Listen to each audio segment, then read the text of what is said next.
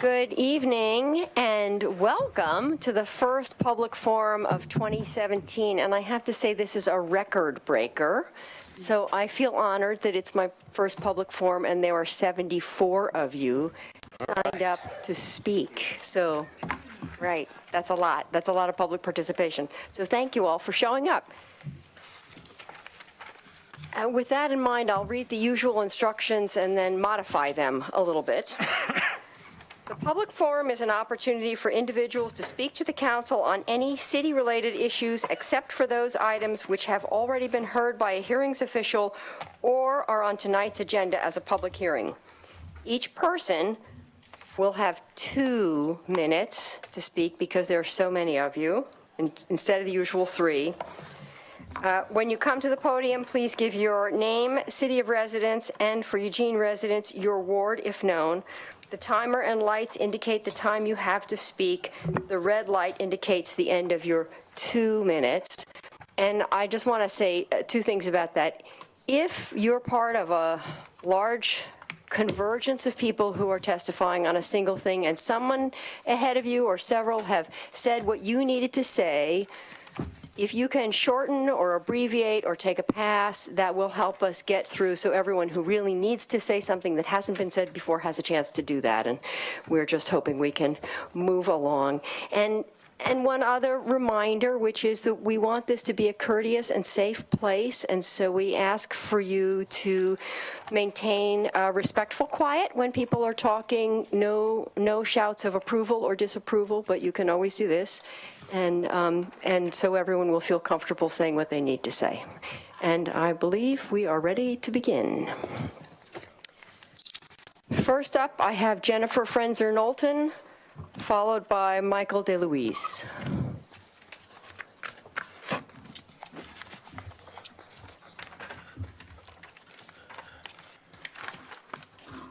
I'm Jennifer Frenzer-Knowlton, and I'm from Betty Taylor's ward. And I want to thank and congratulate and welcome the 2 new women to the City Council and to the mayor's position. Thank you for serving. This weekend we saw a large outpouring of support for women's rights, for everyone's rights, and I wanted to thank Mayor Venice and Councillor Semple for speaking. I also wanted to thank the city, the town, for pulling together, for the outpouring of support, for the leadership of Arya Seligman, and for all the people who have stepped up, have been energized, and are engaged. And I think our city realizes that we do have citizens who really care, we have community members who really care, and we are engaged. And so I'm grateful for that. I'm grateful to be in this town. There are many issues that we need to work with one another on, including the need for public shelter and the need for a task force to move this forward. That is not moving forward fast enough. We lost Carrie Miller. It was a tragedy, and it's a tragedy that continues to repeat itself, and we really can't tolerate it as a community because until everyone's got a home, we're all kind of homeless. And I think that we can't call it a hometown till everyone has a home. It won't feel that way to most of us. So we need a task force to make that happen, or at least to, in the meantime, find property, a task force on finding the property for at least expanding the rest stops in every ward. And in addition, thank you. Thank you. Michael DeLuise, followed by Duncan Rhodes. Good evening. I'm Michael DeLuise, a resident of downtown Eugene and a council member of the Downtown Neighborhood Association. I love Eugene. I care about my neighbors, and I enjoy the many good things our community offers. What I don't appreciate are the growing dangerous conditions facing those of us who live, work, shop, and do business in the city. Elected officials, I ask you to walk our streets and see downtown Eugene as you would through my eyes. several early mornings a week, on your way to an early cup of coffee at Starbucks, you'd see teenagers buying drugs outside the Buy Two on the corner of Olive and West Broadway. At 3:30 on a sunny November afternoon, you'd have to step over a couple doing crack on the alley steps at the rear of the Broadway Place apartments. When last month, dangerous transients took over and vandalized an empty Broadway Place apartment, you'd be watching while building management made 4 phone calls frantically to a shorthanded police department. And when the police finally did arrive, the criminals, tired of the harassment we were giving them, they had already left the property. If you were with me last Thursday night, around 9:30, as I came back from seeing Jackie, which is a very good movie, as I walked home from the Bijou Metro, you'd have heard a young girl tell a traveler she could not wait to get high. And he put his arm around her, and I heard him say, "When are you going to be 16? If you haven't been accosted or experienced instances such as I see almost daily, then you do not know downtown Eugene. Rather than placing criminals in jail, you handcuff our police." Thank you. Thank you. Duncan Rhodes, followed by Brian Hebb.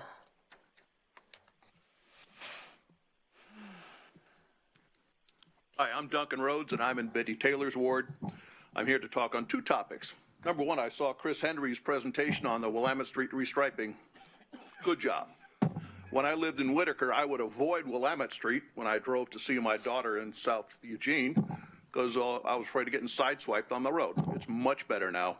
I can't tell any difference. Okay, representing the Southeast Neighborhood Board, we would like you to enact a new ordinance. You see these construction sites where it's like a blank piece of ground, you don't know what the heck's going on there. How about requiring the property owner or the developer or whatever to put up a 4-foot, a 6-foot sign, something like that, so we can figure out what's going on there. I recall that thing sort of diagonally southeast of the library went up for a year or so. I didn't know what the heck they were building. I figured it was student housing, but I had to wait. So we'd like to have a sign to show who's putting up something, what they're building, and references with to the permit numbers and so forth. So if people want to find out something about it and either applaud it or object to it, they could go to somewhere and find out about it. The construction companies certainly don't seem to have a problem putting up signs all over the place.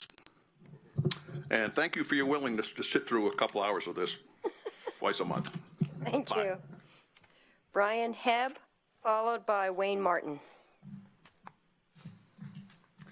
I'm until recently a resident of Betty Taylor's ward. I now live in Portland, but I've been a business owner and business executive in downtown Eugene for the past 10 years.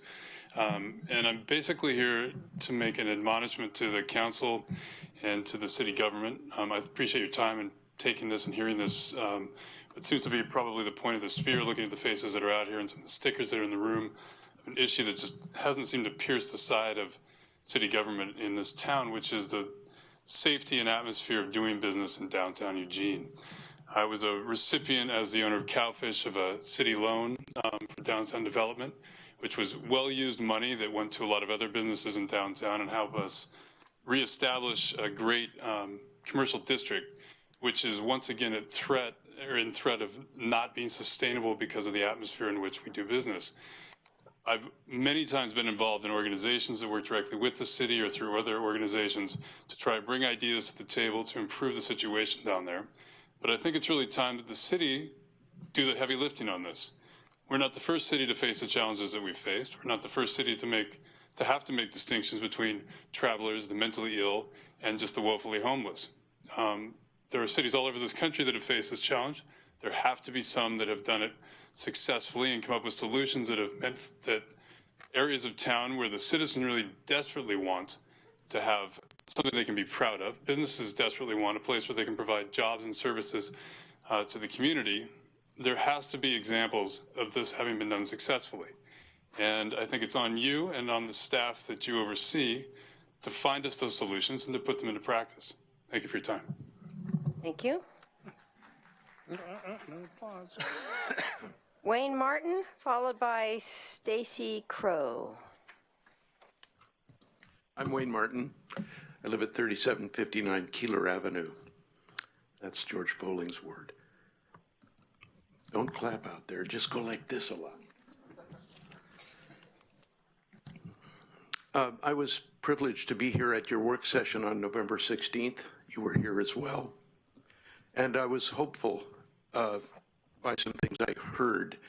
I could have wanted, if I had my desires met, for something to actually been pressed forward more than it was, but I'm patient. It's been 10 weeks. And if you wouldn't mind commenting after this public comment time is done, would you please share with this audience how much time you have spent working on this issue in those 10 weeks? I think it's important for you to be reminded about that, but more important for you to share with us the answer to that question. I'm not scolding anybody. This is Carrie Miller. You saw her picture. She lived at Whoville, and during that period of time, her health improved so much that we were just taken away with how happy and useful she was there. She passed away, as you have seen the paper. Just to try to tack down something about that police action that occurred, I remember I was present here when you said, well, let's give them no later than April 15th. There was a subtle underlie to that. It felt like to them that they had until April 15th, and they went to work. They had yard sales. They were getting rid of their materials that they couldn't take with them, and they did a good job.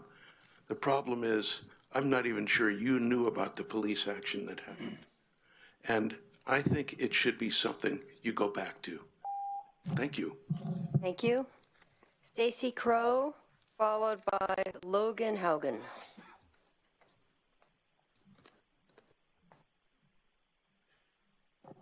Hi, I'll make this short and sweet. Right now, we are the only Oregon municipality that does not have a 1,000-foot rule between marijuana dispensaries. I ask that you put that rule in place so that we have both an opportunity for businesses that are starting to continue to grow, and we have neighborhoods that aren't overrun with marijuana dispensaries at the same time. Thank you. Thank you.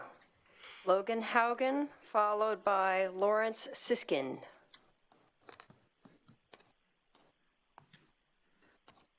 Good evening, Mayor and City Council. My name is Logan Haugen, and I live at 2876 Suffolk Court in Ward 4. I'm here because of my concern about downtown and the perceived and actual safety issues happening. On several occasions with my significant other downtown, we've experienced heavy panhandling, large stagnant crowds, and verbal harassment. We are all here asking you as a council today to first acknowledge that we have an issue downtown, and then as a committee find solutions that will provide a baseline for safety for all. Thank you. Thank you. Lawrence Siskin, followed by Mariah Long. Hi, my name's Lawrence. I'm a manager at Eugene OG on Franklin Boulevard, and I live in the Whitaker in Ward 7. The location of OMMP dispensaries has been subject to a regulation requiring a minimum of a 1,000-foot buffer between our businesses. The intention of the regulation was to ensure that neighborhoods don't become saturated with cannabis stores, diminishing the quality of life for the residents and other businesses. The 1,000-foot buffer, it worked pretty well. There are OMMP dispensaries all over Eugene, and no neighborhood had to bear more than its fair share of the new businesses in this new industry. Now, most of the stores in the town are OLCC recreational stores now. Unfortunately, the Oregon legislature and the Liquor Control Commission failed to carry forward the 1,000-foot buffer regulation to the new retail laws. This means that there is presently no regulation preventing retail marijuana stores from popping up all over the city. every other Oregon municipality of Eugene's size or larger, as well as many that are smaller, has instituted a local ordinance preventing retail marijuana stores from locating closer than 1,000 feet from each other. Whether you believe or Eugene's residents believe ideologically that these kinds of regulations on businesses are a good idea or not, practically speaking, if Eugene is the only municipality in the state that doesn't have a 1,000-foot buffer between stores, we will get a disproportionate number of new stores. This may sound okay to some, but we in the industry fear serious disruptions of our young businesses in a brand new industry, as well as negative effects on our city neighborhoods. Thanks for listening. Thank you. Mariah Leung, followed by Sue Sierra Lupe.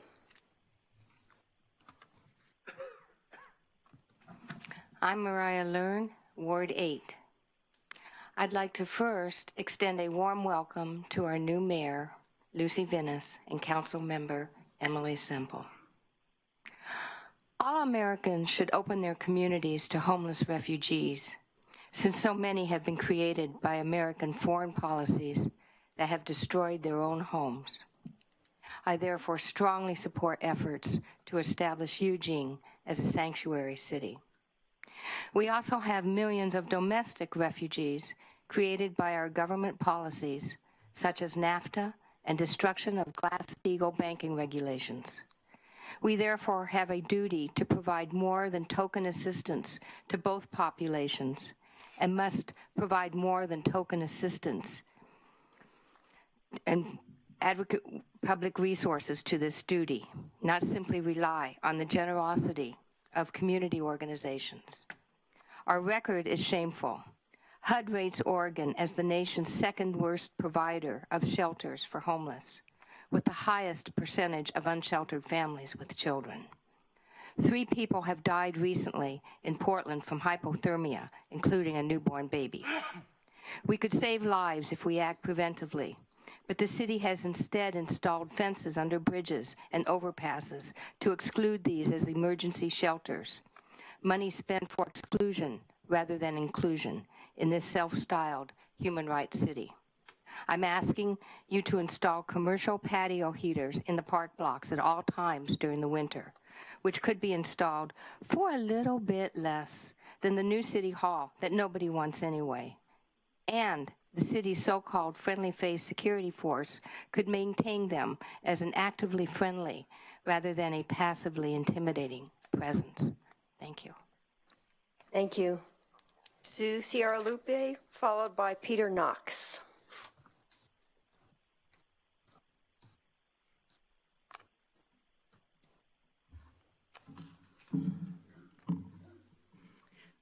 Welcome to Eugene City Council, Mayor Venus, and Councilmember Semple. My name is Susie Lupe. I am a resident of Ward 1 and the clinic manager of Occupy Medical. I use a public comment period to bring reports from our little free clinic. The focus of our clinic is to display, by example, what healthcare as a human right looks like. My concern today is focused on the challenges unhoused patients with seizure disorders face. Homeless patients have trouble keeping their medication schedule consistent. It is no surprise that those that live without walls are victims of crime more often than housed citizens. Prescription medications are regularly stolen from our patients. They do not feel comfortable reporting these crimes as they are also hiding from unpaid camping violation fines. Without the medication, the patient is unable to control their seizures. The seizure draws attention to the patient. The patient with the disorder lapses into a deep sleep after the seizure, which makes the male patient vulnerable to more theft. It makes the female patient vulnerable to theft, as well as other violations. We have a young man with epilepsy who gave Occupy Medical permission to share his story. A few weeks ago, he was being evicted from his Riverside camp. He got as far as the bike trail before having a grand mal seizure. A woman discovered him in the morning and called an ambulance. He had kicked off his unlaced shoes. One night. The resulting frostbite on all 10 of his toes had swollen them to twice their size. By the end of the week, even with erratic hospital care, they had shriveled to agonizingly painful black stumps, which now required complete amputation. One night. We need public shelter. We need affordable housing. We need an end to the camping ban. Thank you. Peter Knox, followed by Kelsey Wildbrenner.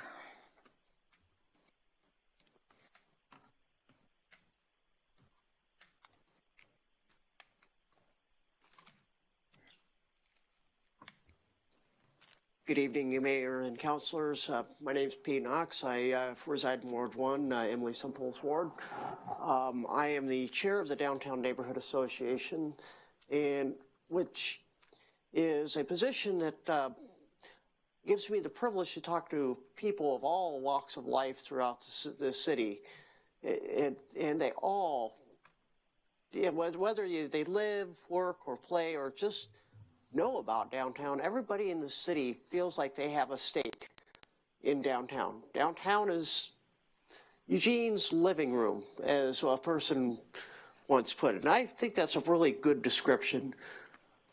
The thing is, what we've seen is our living room go from something that was abandoned with tumbleweeds and, broken windows and shuttered doors to something that's starting to be vibrant. The thing is that we need to focus on the safety. We need to bring the crime out. They'd not just make it so that people who don't live downtown don't want to come there, but that also makes it a place that is dangerous to vulnerable populations, such as the local homeless. So I encourage the council to take up the issue of downtown safety. Thank you. Thank you. Kelsey Wildbrenner, followed by Deanne Lang, or Dean Lang. Hello, I'm Kelsey Wildbrenner, the administrator at Yapoa Terrace in downtown Eugene, so we are in Ward 7.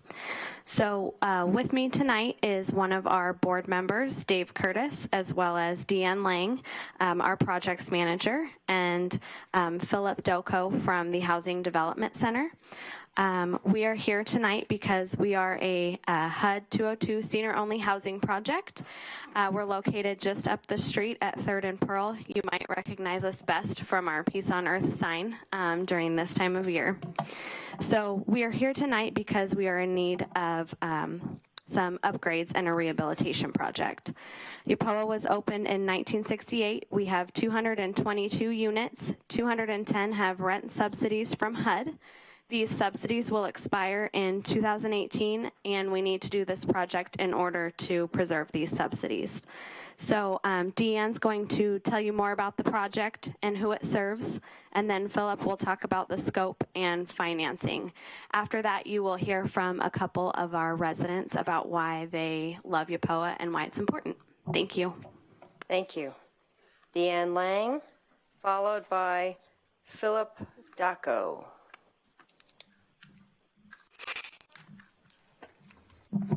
Thank you, and thank you for allowing us to come and speak about Yapoa. So I just want to give you some basic information. The average age of our tenants is 78 years old. Average income is $15,391.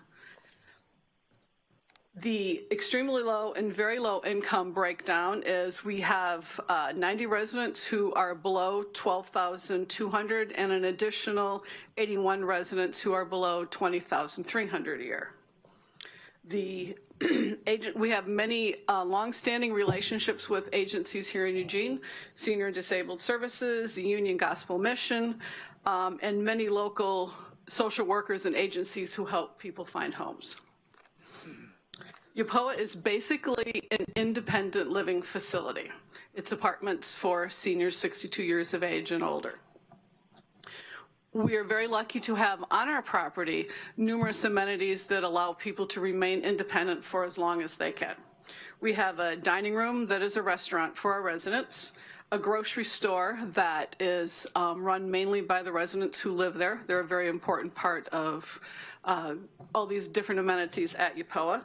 We have the UPOA bus for shopping and community outings, laundry room, beauty shop, gardens, resident planned activities. So aging in place is something that happens at UPOA. Our average age, our age range is 62 to 101. At least a third of our population has lived at UPOA for 5 or more years, and we actually have 4 people who have lived at UPOA for more than 20 years. The surrounding area brings a lot of people to live at UPOA, also other parts of Oregon. We have, that's it, thank you. Philip Dacco, followed by Lola Frank.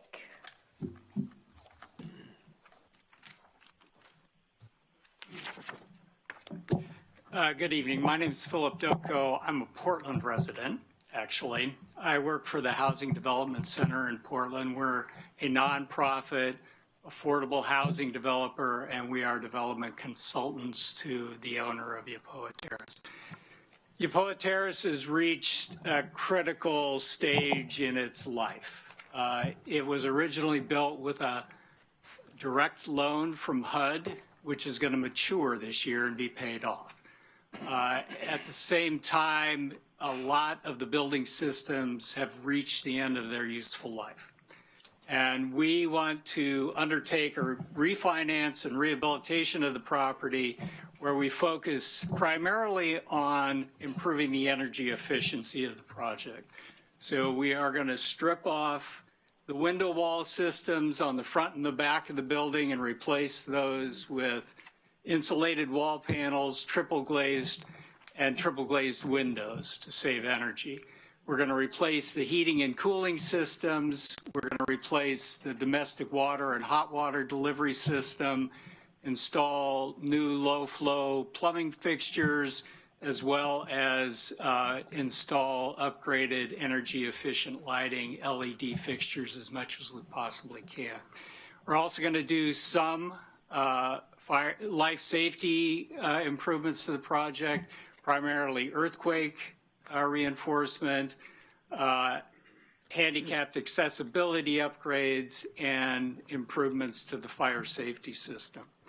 We're going to be using a mix of financing, and the lion's share of it is going to be tax-exempt bond financing, equity from the sale of low-income housing tax credits, and a new 40-year HUD-insured mortgage for the property. We're coming to Oregon Housing and Community Services in the city of Eugene to fill our gap. Thank you. Thank you. Next up is Lola Frank, followed by Bob Weiss.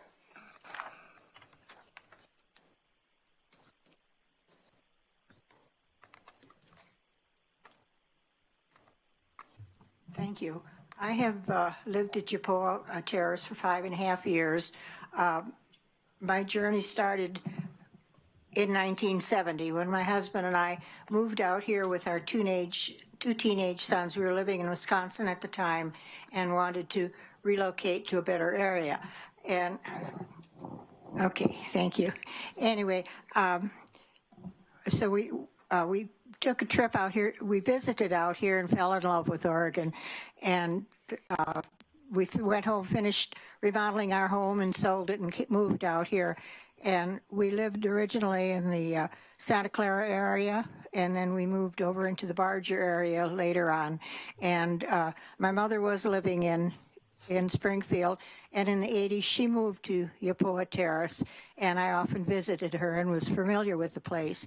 Well, in 2008, when I lost my husband, I realized that I could no longer keep up the home, and I had to make some life changes. So I called Deanne and took a tour at UPOA Terrace and said, please put my name on the list.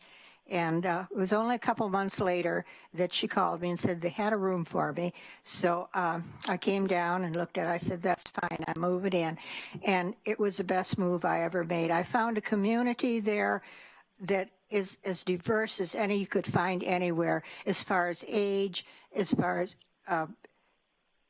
people from all over not just the United States, but all over the world, people of different religions, different ethnic people, different, anyway, it's a wonderful community of people, and we're all we have so many things to do there. It gives us a chance to live our lives in dignity, and I wouldn't want to be any other place, and I don't want to lose Yappoa. Thank you. Bob Weiss is next, followed by Jerry Smith.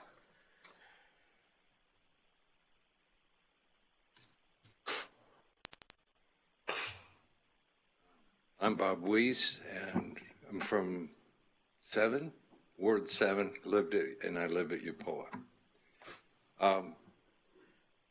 I've lived there since 2002, so I've watched them, the staff, work very hard to keep us current. One of the things that was mentioned, by the way, I really like Yappoa. You could probably figure that out. If I've been there since '02, I don't really hate it. And I just remembered, like all of us who get older, our plumbing needs to get worked on. And the Yappoa is no different. It provides a place. We've heard a lot of talk here tonight about the homeless. And Yappoa provides, there's a large percentage of the people that live at Yappoa who at one time were on the street and have usually gone through Buckley or some other place, gotten their lives together and moved into Yappoa. So we're already trying to provide a place for people who are homeless. We're already here. She forgot to mention the library, have a killer library. I think that's about all I want to say, but except for one thing more. If we lose the subsidy, there was just one little sentence that was put out there. If we lose the subsidy by not being up to scale, you'll have the people that live in 225 apartments not living anywhere but out here. Thank you. Thank you. Next up, Jerry Smith, followed by Jen Respass. I'm Jerry Smith from Betty Taylor's district. The Electoral College stole the election from America's popular majority. Democracy must now be restored by local government and on the streets. Americans want government to provide justice and public services. Economic justice requires progressive taxation, with the rich paying a far greater share of taxes and restoring the injustices of jobs sent overseas, inadequate pay, foreclosures, and massive losses of income. Vast poverty at the bottom. When people are forced into homelessness, Americans, including Eugene, offers no shelter, no alternative income, no welfare. Eugene needs to provide shelter, health care, and services to our citizens in need. State and federal services should supply income for individuals and families to meet housing needs and other needs. The many stories about homeless Carrie Miller dying in our coldest and wettest winter focus on city activity denying her shelter. This needs to change for the better. For those here without shelter in the rain and a meaner climate change, untreated mental and physical pain went on for her 20 years here in Eugene. She tried camping and raged at being denied a safe and dry spot.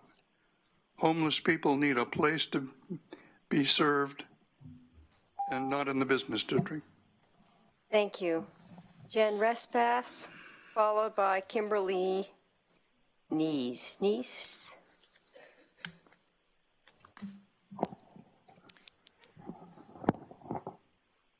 My name is Jen Respass, and I'm a resident of Ward 1.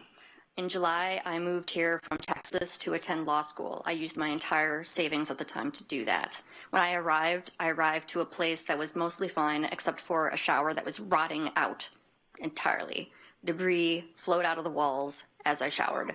And I was told by my landlord, that is what you get for the rent you pay. The rent I pay, $620, which is not exactly cheap, for a tiny one-bedroom apartment. I could not break my lease. I could not afford to go anywhere else. There was no way that I could change my living arrangement. If we did not have the rental housing code, I would not have been able to get action to force him to fix the shower. The state laws are great, but what law student has money for a lawyer? Legal aid is not free when you think about the court costs for actually trying to take someone to court. So I urge you to keep that in place.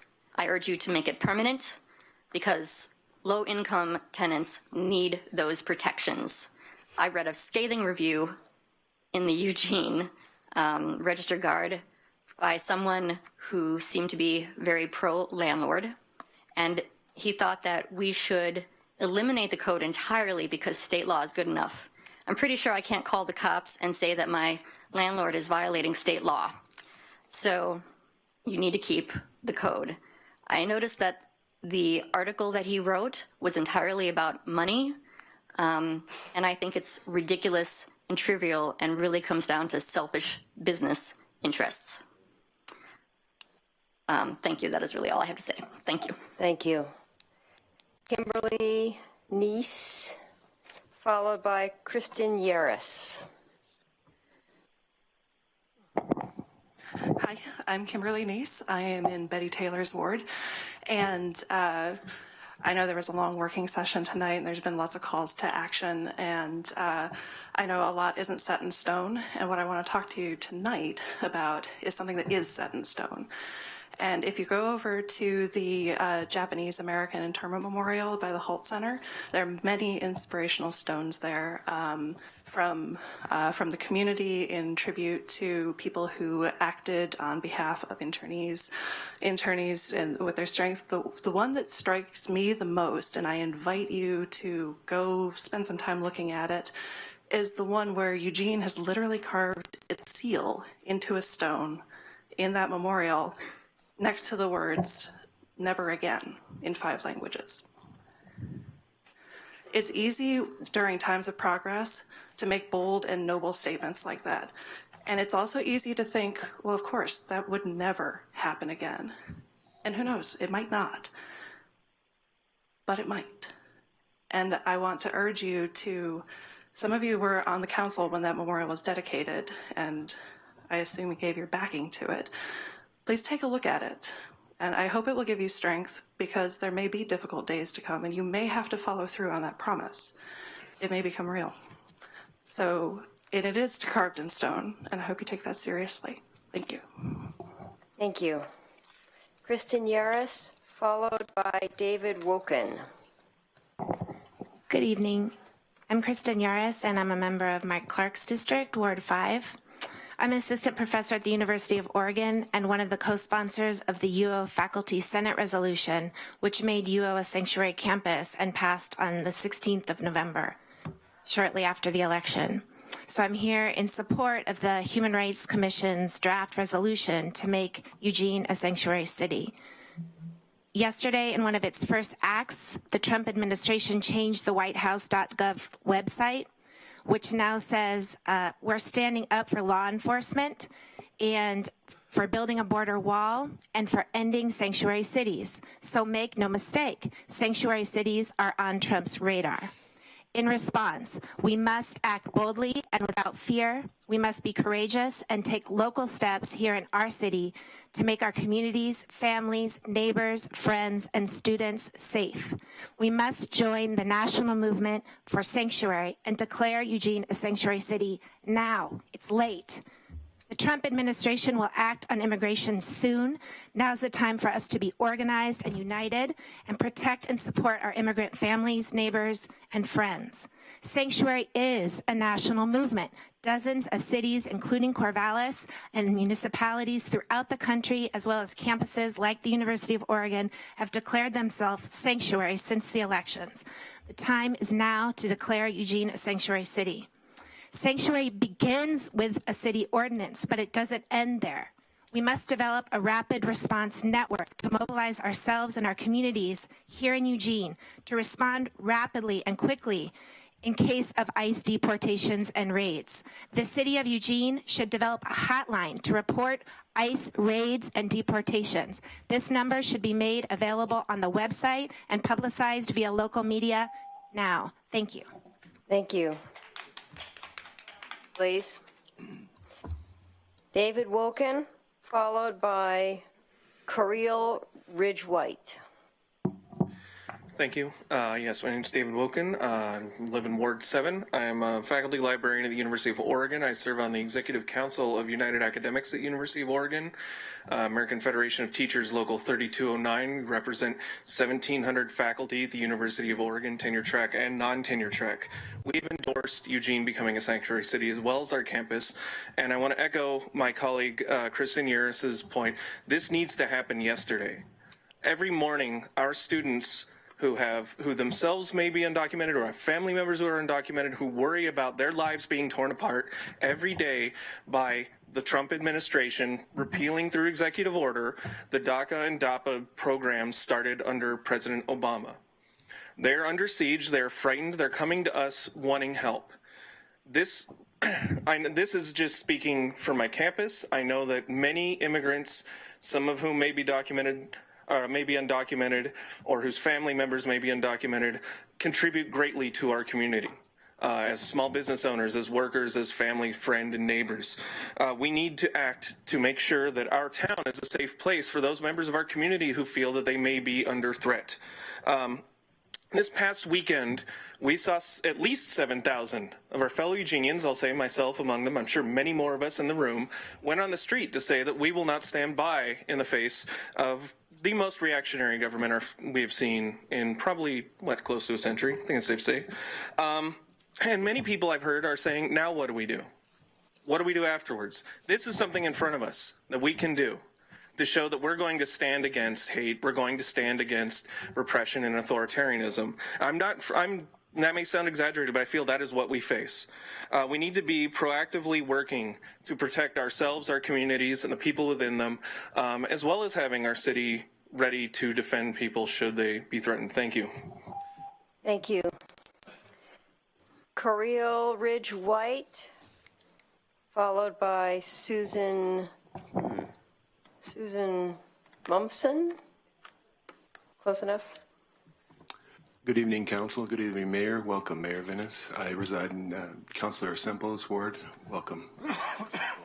My name is Coriel Ridge-White. I'm a staff attorney with our Children's Trust. I want to speak quickly about the CRO and about emissions reporting with regards to it. So as you know, last year you guys approved a ambitious but needed reduction of 7.6 annual reduction of our greenhouse gases at 7.6%. To make sure that the city has a role in this reduction, we will see that in the plans, proposals, and policies they propose. Council's role in ensuring this reduction will be seen in the approval or denial of those proposed plans, policies, and projects. But how can Council ensure that its approval and denial is in line with the CRO if it does not know what emissions are attached with each plan, project, and policy? And how can we, the citizens, know that the city is actually proposing plans that are in line with the CRO if we don't know what the emissions attached to each plan, project, and policy are? We need to know the net impact of all mid to major policies, plans, and projects. And I say this knowing that you guys soon will be reviewing the capital improvement plan, the transportation system plan, and several others that have major impacts on our emissions. Out of this knowledge, our reductions will be born. Triple Bottom Line already offers a simple, easy, usable way for this knowledge to be passed along to us and for us to factor it in when we make these decisions. You guys in particular, but us as well. Please adapt the triple bottom line to include a net emissions impact assessment. Thank you. Thank you. Susan, thank you. And followed by Jim New. I'm Susan Mickelson, and I live at 1848 Orchard Street, and I'm not sure what ward that says. Okay. So I'm new to Eugene, and I'm just starting to get involved, and climate change is probably the biggest focus I have, and I've been asked to be on the focus group for the CRO, and yet I've heard nothing back on multiple emails. And so I'm hoping that you're taking this serious. Climate change is going to have a huge impact on this state, as it already has this winter. And the droughts that we've been experiencing, the trees that we've seen dying, the many people who have died in the last 2 days in the South. And it's really important that we get this CRO right for Eugene, and I would really like to be involved in that, but it's going to take somebody answering our emails. Thank you. Thank you. Jim New, followed by Ralph Parshall. Mayor and Council, my name is Jim New. I'm in Ward 7. I'm a volunteer with 350.org. Eugene. I would like to thank you for taking the time to review and draft a resolution opposing transportation of oil by rail through the city of Eugene. The resolution's 6 findings address the hazards associated with the movement of crude oil by rail, with item F detailing the critical message. City Council seeks to address the immediate issue of new oil by rail proposals in a timely manner, as well as those oil trains already moving through Eugene. This point speaks to the future possibilities of liquid natural gas by rail, which I sent the mayor and council an article dated January 13th. I hope you received it. The mentioning in the resolution of opposing the transportation of liquid natural gas by rail may keep the council from having to revisit this issue if the rail and oil industry does get federal approving for shipping.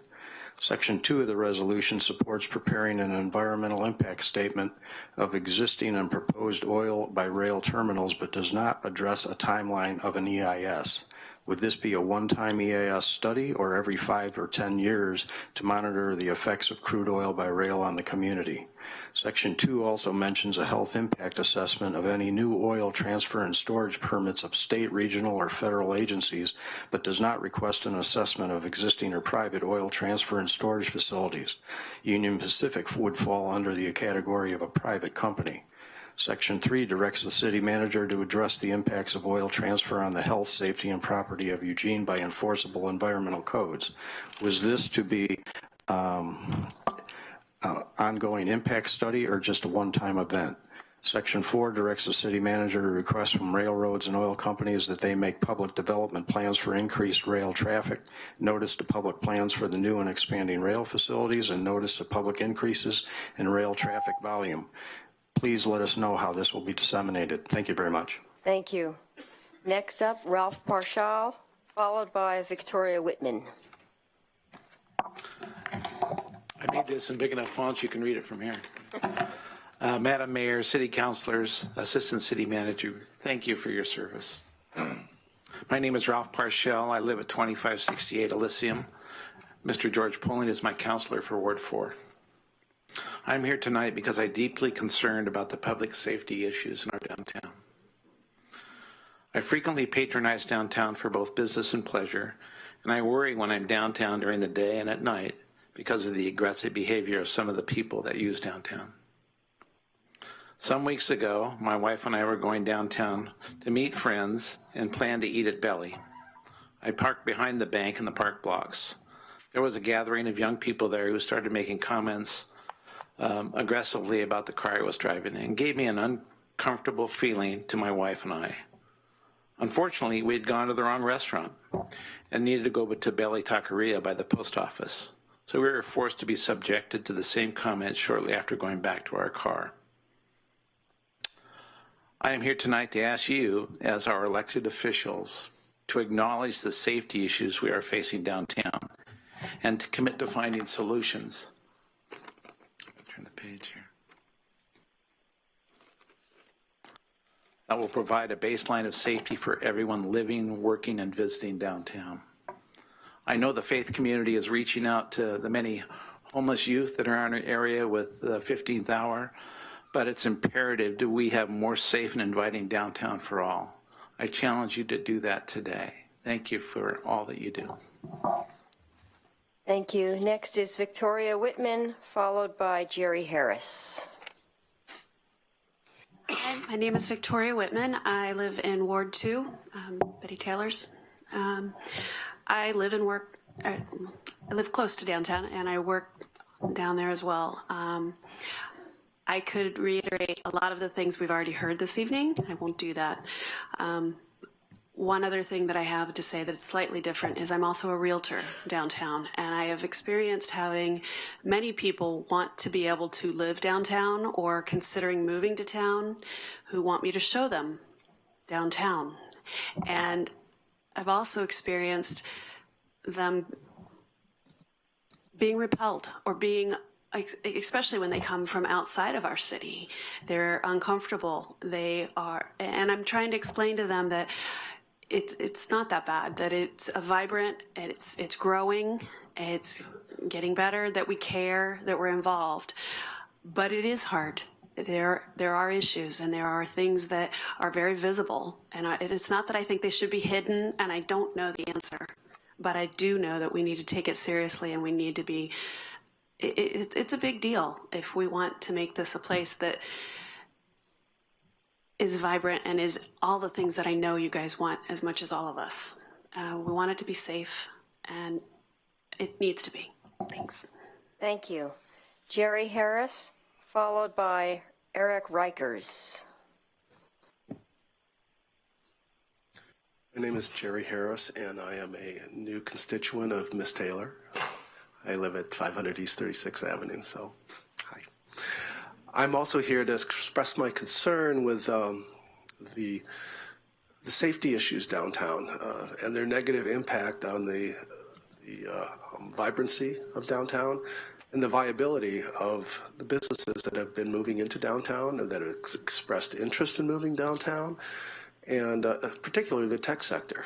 And there are a lot of other social issues here that have been brought up tonight, and all these things require a vibrant local economy to support them. So if we want to do some of these things for homelessness, for the environment, we need to have a safe and welcoming downtown. And I would encourage you all to please take this seriously, take it up, and run with it. Thank you. Thank you. Eric Rikers, followed by Mara Weil. My name is Eric Rikers. I am also here to talk about downtown safety. I'm a resident of Georgia's district, Ward 4 in Barrington Avenue. I've worked in downtown Eugene for over 18 years now and have had a lot of experiences during my time in downtown Eugene. I try to walk as much as possible while there, typically to either meet people for lunch or coffee, and as a regular patron of our library. Until recently, I've never felt concern for my own safety, especially during daylight hours. This is no longer the case. During these walks, if I'm not specifically being yelled at for indeterminate reasons, then I'm either dodging human fecal matter on our sidewalks or observing other individuals engaged in loud, often frightening and aggressive encounters. I like to think of myself as having some degree of courage, but at some point courage becomes reckless personal endangerment simply by being a pedestrian in our own downtown. There are parts of our downtown that I specifically now avoid for that very reason. As informed city councilors, you should not need my encouragement to recognize and address the real issues and concerns of public safety in our downtown. That there are undoubtedly multiple factors involved should serve as additional motivation to have already begun to educate yourselves so as to be in a position to implement solutions. Thank you for your consideration. Thank you. Next up, Mara Weil, followed by Michelle Gall. Hi, my name is Mara Weil. I live in Ward 7. Saturday, I marched for women's rights and equality. Today, I'm here to discuss the same topic, specifically our right to walk around downtown and feel safe and free from harassment. I work downtown and love the energy and diversity that downtown offers. Having grown up in New York City, I enjoy the different faces, noises, drumming, and different garb. Personally, I don't mind when the young panhandlers ask for $1 here or 68 cents there. I may not agree with the choices they've made, but most of the time they are cordial and respectful. I often buy day-old bagels and hand them out and have stopped to help those in true need of assistance. But beyond panhandlers, there are some mentally ill and drug-addled individuals downtown that make it not only uncomfortable but unsafe for all of us, including other homeless. I know this because I've been a victim of harassment downtown. I've been cursed at, followed by people bellowing loud rants because they claim I am part of the oppressive class. My coworkers, unfortunately, can say the same. One was followed into our office by a homeless person. Another coworker was assaulted for trying to steer the person out of our office. My point is that there are many different types of folks downtown. Most are harmless, but many of my friends don't go downtown because they don't feel safe, and I understand why. I'd like us all to feel safe and secure downtown. As it stands, it is compromised, and we can do better. I'm not sure how, but I do know a greater police presence is not only helpful but necessary. The same for having more social services available to help those directly who sleep in our doorways. I hope we can keep the mental health facility open in Junction City. It's up to all of us. If you could lead the way, I promise to be a partner. Thank you. Michelle Gall, followed by Jenny Bennett. Good evening. My name is Michelle Gall. I live in Emily Semple's ward. I have worked in downtown Eugene for over 10 years. My 3 children have attended daycare in downtown Eugene at the Oak Street Child Development Center, the old bus barn. I have always supported downtown businesses. I frequent the DAC, local restaurants, local shops, and my favorite coffee shops, both on the weekdays and the weekends.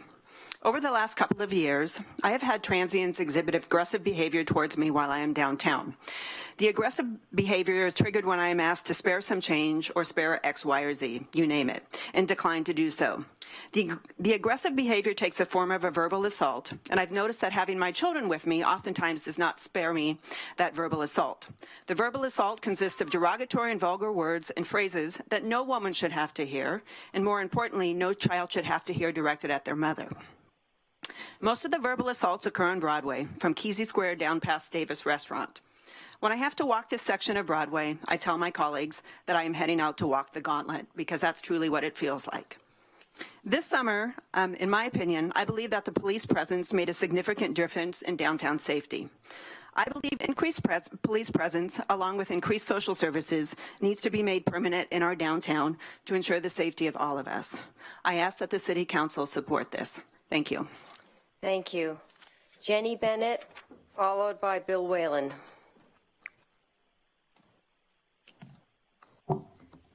Hello, council members and Mayor Venus. My name is Jenny Bennett. I live in Mike Clark's Ward 5, and I work for Summit Bank, which is headquartered in downtown Eugene on the corner of Broadway and Oak. In addition, my 1- and 4-year-old daughters go to school at Newberry Preschool, and I'm here to talk about public safety, 2 examples of which I've recently been threatened in downtown. One, while headed to a lunchtime meeting at the Shed, a man got into my personal space while crossing Oak Street, pulled out a cigarette, and started masturbating it. 2, a few months ago, when my husband dropped off our kids at preschool at 8 a.m., they passed a man on Willamette wearing a machete on his belt buckle. While this is not illegal, it's entirely inappropriate, and as a community, we want downtown to be family friendly. I can tell you firsthand this is never going to happen with this type of behavior on the streets. As a result of the stories above, I now walk to my car. in an alley instead of on the main streets because I don't want to cross Kesey Square. That alley gives me a false illusion of safety. And finally, in order to not get catcalls or have unwanted people, such as the cigarette masturbator, follow me, I've learned to keep my head down, not make eye contact, and pretend to be on my cell phone, especially when I'm walking back to my car at 6 p.m. I'm here to ask you as a council to acknowledge there are real safety issues in downtown Eugene. Please commit to helping us find solutions for the safety of everyone. Thank you. Thank you. Bill Whalen, followed by David Strahan.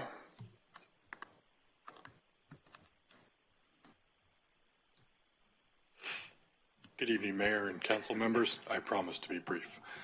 I'm Bill Whalen, and I live in Ward 5, Councilman Clark's ward, and I work in downtown.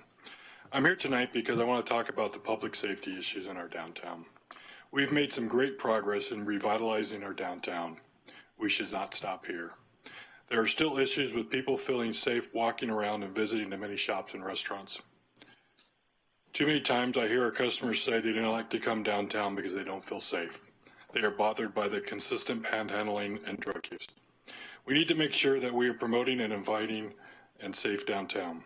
We need to work together to set a standard of safety for downtown, and then we need to work on solutions. There is no easy answer since the safety issues have many factors. People with mental illness and homelessness, which is evident of a systematic breakdown of our services. Drug abuse and organized crime need different responses. Many of our city services are seriously underfunded, like the police department, parks and recs, and street maintenance. I think the first step is recognizing that there are still many concerns with safety downtown. I thank you for your time this evening. Thank you. Next, David Strahan, followed by Linda Heil. Good evening, new council and mayor, and the rest of you. Good to see you again.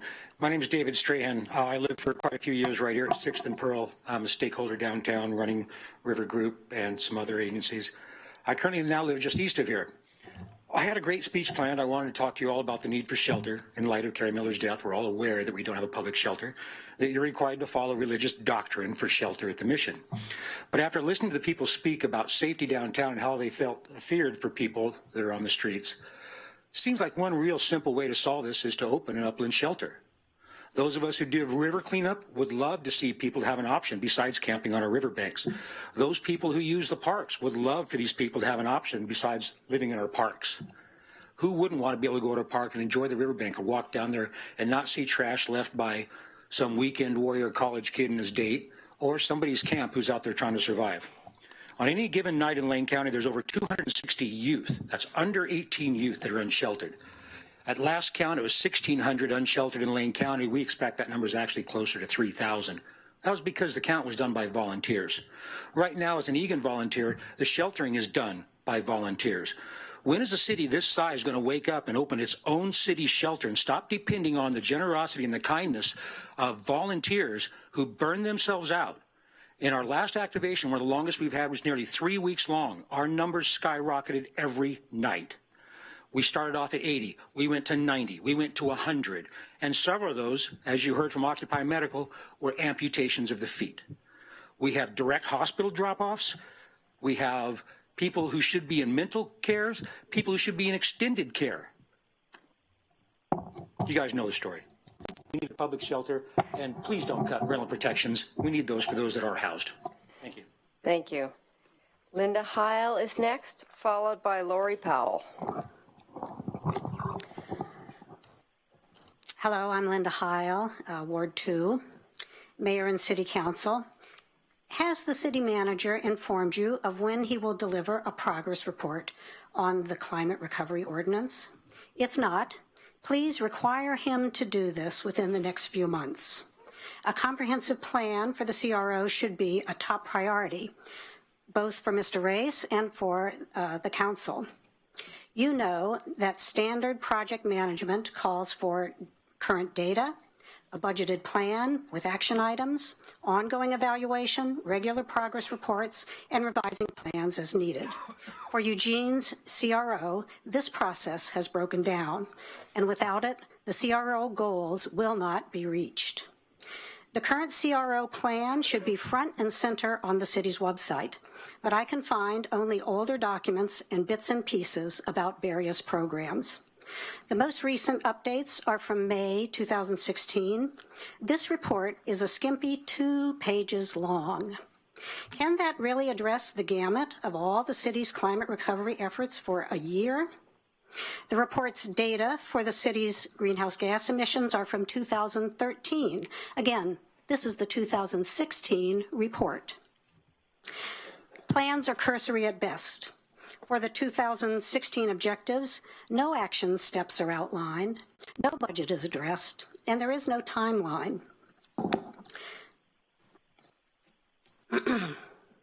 The closest thing to evaluation data is contained on a page called The Climate Recovery Story, which uses nice graphics to depict a few data points under 8 headings, although the sources for the data are not given. But nothing ties findings together to allow for meaningful assessment of progress. Again, please require a progress report and updated plan from your city manager. Thank you.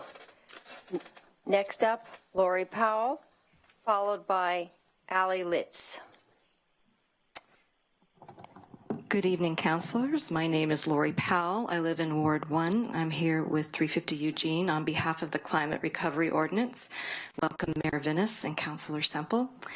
Friday, minutes after President Trump's inauguration, the White House website was scrubbed of any mention of climate change and other topics as well. So while our federal government is burying its head in the sand, hopefully our city is on the cusp of a renewed aggressive effort toward implementing the CRO, just as Linda Heil mentioned. Among other things, we're eager to hear of plans for replacing Matt McCrae's position as climate strategist for the city. And just tonight, Councilor Zelenka said that scheduling for the mayor's CRO ad hoc committee will take place next week. So please let us know how we can help. Give us information about what's happening at the city level that we can get out to our membership. We have a list of people, 1,300 members who live across all of your wards. So we have a large reach if we can get the communication system going, okay? Want to help.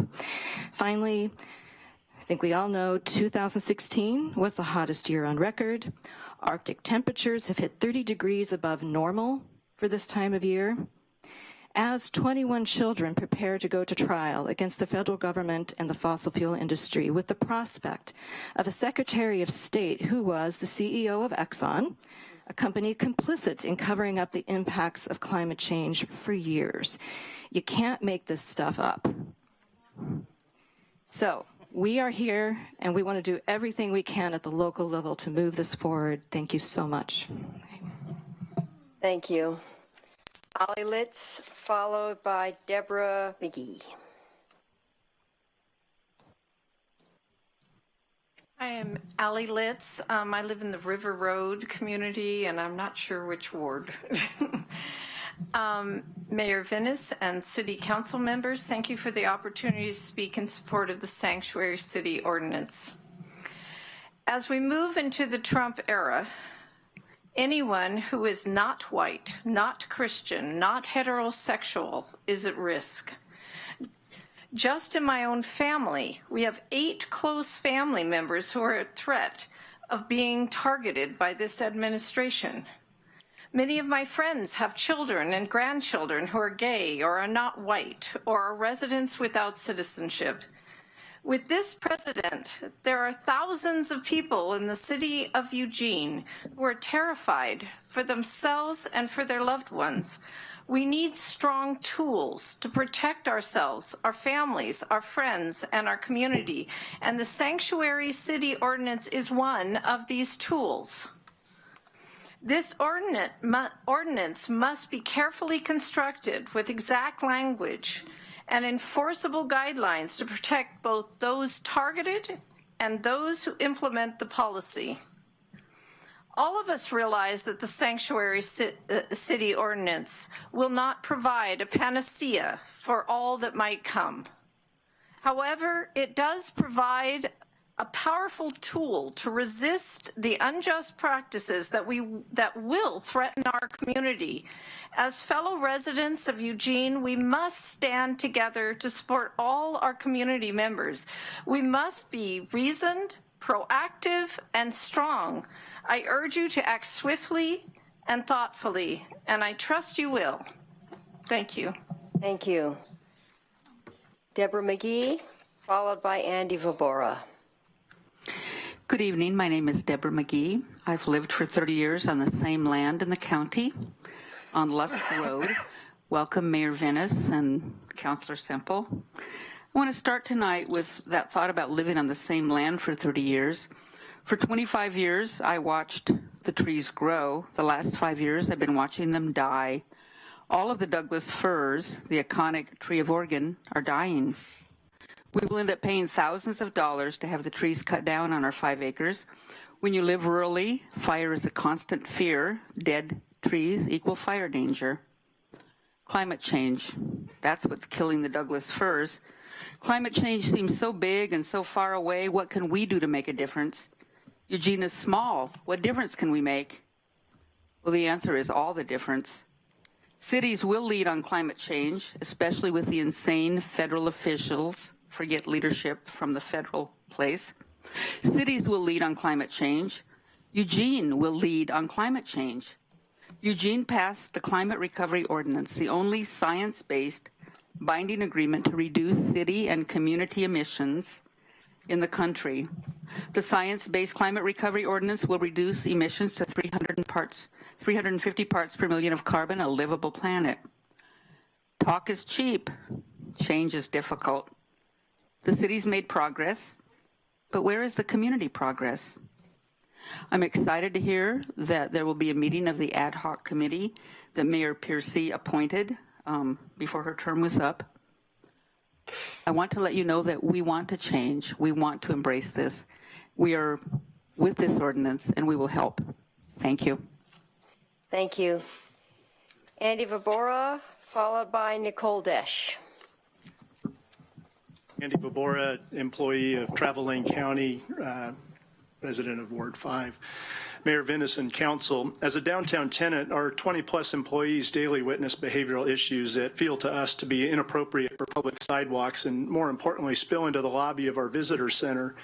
We appreciate the service of the guides and the advice of the Eugene Police Community Service officers in addressing behavioral issues. We have updated internal safety procedures, conducted employee training, and made facility changes to increase security. While we can better manage our space, we cannot control street-level activity that affects our employees each time they walk downtown for lunch, to conduct business, or to visit one of our members. Downtown plays a vital role in our visitor experience. Travel Lane County programs encourage conference attendees to show your badge for discounts at downtown businesses. And our growing Show Your Ticket program encourages patrons of our area performing arts venues to visit downtown businesses to receive discounts. Our desire is to create experiences that demonstrate quality and build a reputation that our destination is desirable, that visitors should return, and that they should tell their friends and family that Eugene is a must-see destination. Lane County's visitor industry generates over $600 million in direct spending each year, and much attention is given to large signature events that generate significant economic impact. But the lion's share of visitor spending is first generated from leisure travelers attracted to our region for fantastic food and beverage experiences, art events, fairs and festivals, and outdoor activities, and second from thousands of meeting and conference attendees and sports event participants. Whether an employee or a visitor, what we all have in common is a desire to feel safe and comfortable walking downtown to shop, see a performance, eat a meal, or conduct business. Travel Lane County understands the challenging nature of this issue. However, it is imperative that the city act, and the time to act is now. Thank you. Thank you. Nicole Desch, followed by Bob Bussell.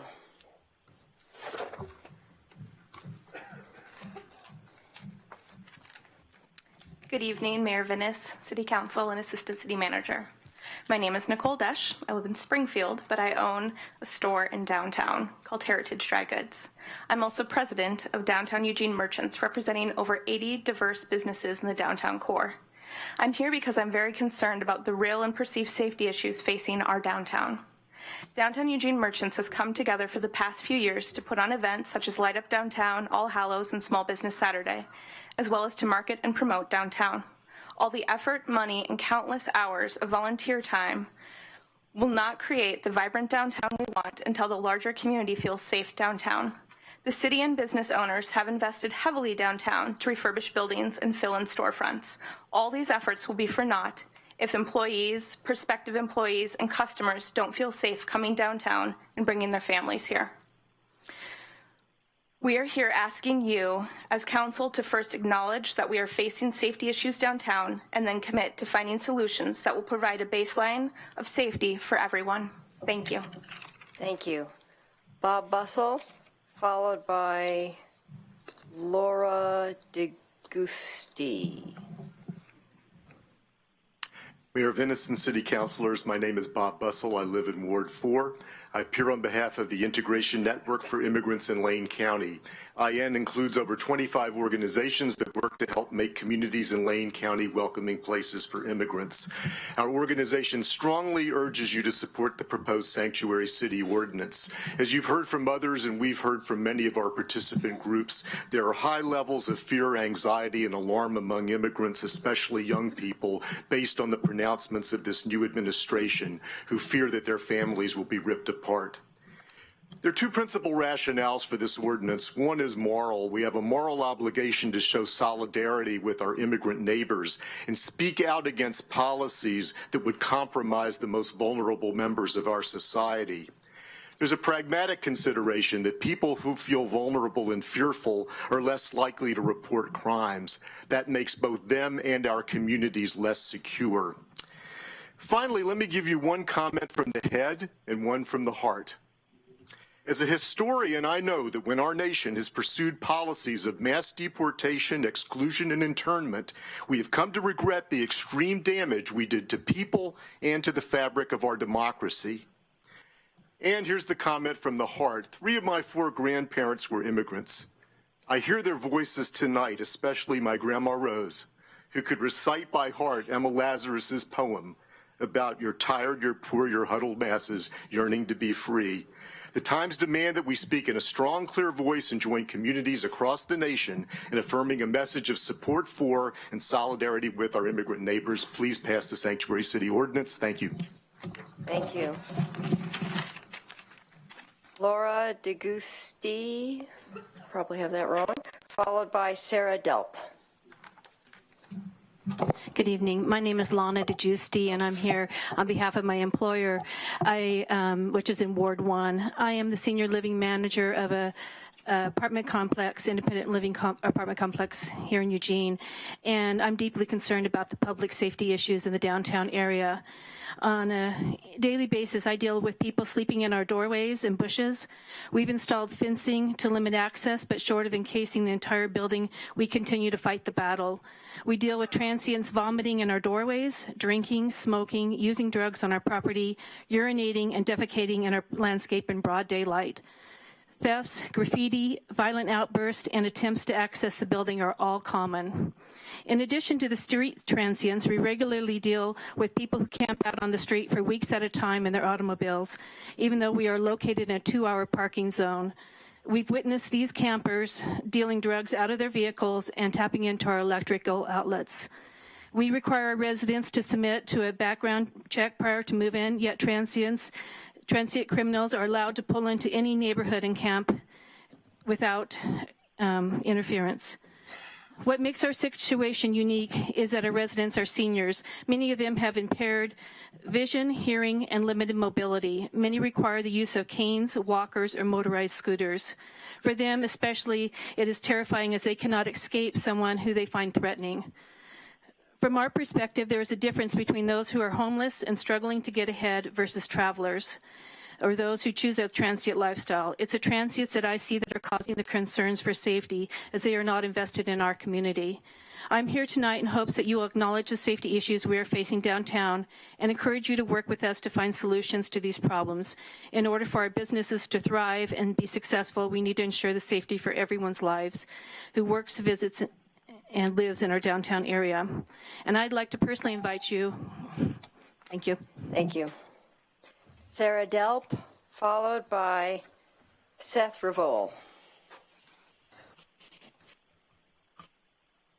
Sarah Delp, Ward 5. I'm here on behalf of Linda and Rick Denham, owners of Relax the Back Store. In the last 6 months, the Relax the Back Store has experienced 1 stolen hitch from a delivery truck, 2 shared locks in a delivery trailer, 2 fully broken lock systems on the delivery trailer, 2 events of outside walls being graffitied and tagged, unknown amounts of times that the trash bin lock has been sheared and the garbage gone through and dumped in their parking lot. 1 incident of a female worker being approached by a single man while unlocking the store in the morning. Several incidents of needles and condoms found behind the building. As a result, Linda and Rick have had to spend money replacing locks, lock systems, and trailer hitches, and they no longer allow a female to enter or exit the building alone, which has increased their payroll. Relax the Back opened 3.5 years ago. The first year, there was only 1 incident of a broken lock on the delivery trailer. Year 2, 2 locks were stolen off the delivery trailer. It has just been the last year where Rick and Linda has seen a major increase in crime. While these are petty crimes, not warranting a call to the police, it is increasing and it will escalate.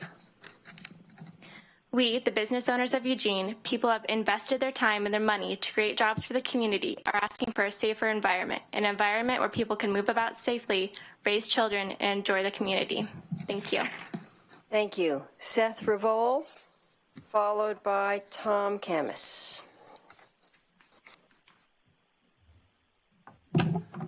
Good evening. I'm Seth Revol. I grew up at 17th and Olive. I don't know whose district that is or whose ward that is now, but it was a guy named Kevin, and my dad didn't like him. I grew up, I had a bus pass at LTD when I was 7 years old. I rode my bike around downtown, the alleys. I spent most of my childhood hanging out down here. And there have always been homeless people downtown. There were young people, there were veterans, there were disabled people and mentally ill people. And the thing about it was that they were never dangerous. We knew who was friendly, we knew who to leave alone, and we knew who the people were. I knew who Zeus was. Today I live in Junction City. I own a business called Revolution Design Group. It's about 2 blocks that way on Broadway Street. When I picked my office, I had to choose parking blocks based on the blocks I didn't want my staff to have to walk across. I hire young people, young women in their 20s. And all those homeless people who used to be down there are gone now. They've all been chased out. Downtown has become a no-go zone. It's a dangerous place for them. It's been taken over by dangerous young transients. We call them travelers because it sounds less threatening than what it really is. These are criminals. On a recent meeting to the Downtown Neighborhood Association, I was threatened to be shot once at Kesey Square. I was panhandled once. The people in front of me were aggressively panhandled once, and then he started threatening these women. And about a half a block from the library, somebody tried to sell me drugs. That's our downtown now. Businesses shouldn't have to choose whether or not to come here based on safety or fears for their employees. It's the responsibility of the city to prioritize the safety of the people who are building downtown over the safety of the people and the comfort of the people who are destroying it. And I urge you to take it seriously and take action. Thank you. Thank you. Tom Camus, followed by Priyaman Makyabatu. Close enough? Way better than I would have. Tom Camus, I live in Ward 1, and I also own a business in Ward 1. So, no, you didn't want me to really reiterate, but I have to, because I have to go back and just say, can we take a moment just to remember Andrea Ortiz? Yeah. I worked with her. I loved working with this woman. I really miss her. And that energy on council, I know it's still there, and I'm looking for it. So, customers complain about walking the gauntlet, aggressive panhandling downtown, drug use and selling on my corner in plain sight, constant aggressive behavior, shouting, fights, escalating from that. Cleaning up daily after transients, whether it's piles of garbage, condoms, all the other things you have heard. These are the same words that I gave you guys in 2008. A lot of you guys are still here. Nothing has been done about it, and that's really, honestly, your deal. You guys are not in any sort of power, and I get that, but you are supposed to be directing city management to make these things happen. You got to get a little bit more stern, or maybe just demand, because that's what I'm going to do now is I'm demanding you guys do something. I now have a new lease coming up, and we just went back in QuickBooks, and I have to say this because we were in the paper Not for anything I really wanted to, so hopefully Barnum's right and there's nothing like good, all press is good press. But I got a window broken out. And it was because this guy threw a transgendered girl through the window because she didn't like him touching his dog or her. He was out 24 hours later. That's not a hate crime anymore? What's going on? I have spent $4,800 in the last 10 years on windows. 16 of them. 2 of those I broke. Just so you know, I'm really not good with a hammer. The other things that I really want to try to figure out why is the prosecutor or the city prosecutor threw away hundreds, I was told 500, I don't even know what the real number is because I can never get a real answer from anybody in city staff. Violations for all these people on the streets. Is that just because they can't pay for it and I can? Please do something, guys. Thank you. Priyamon Macchiadatu, followed by Carol Scherer.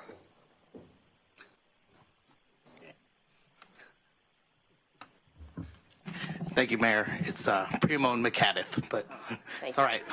I got bad handwriting. So we have my name down. I am the manager at Shuaholic. I'm also the vice president of membership for DEM, and we represent over 80 businesses, as Nicole mentioned earlier.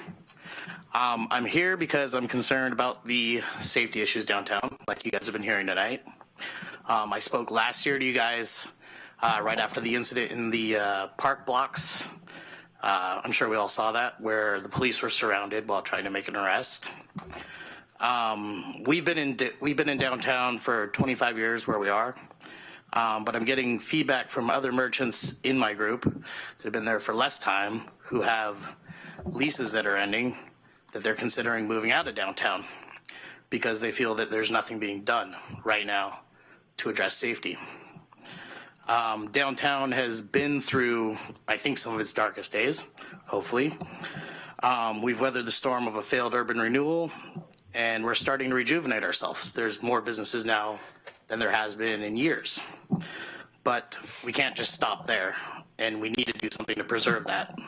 So we're calling on you guys to please address the fact that there is an issue downtown with safety. Acknowledge this for us, and please work with us to move forward with this. There's 80 merchants that I represent that are ready to work with you, so the ball is now in your court.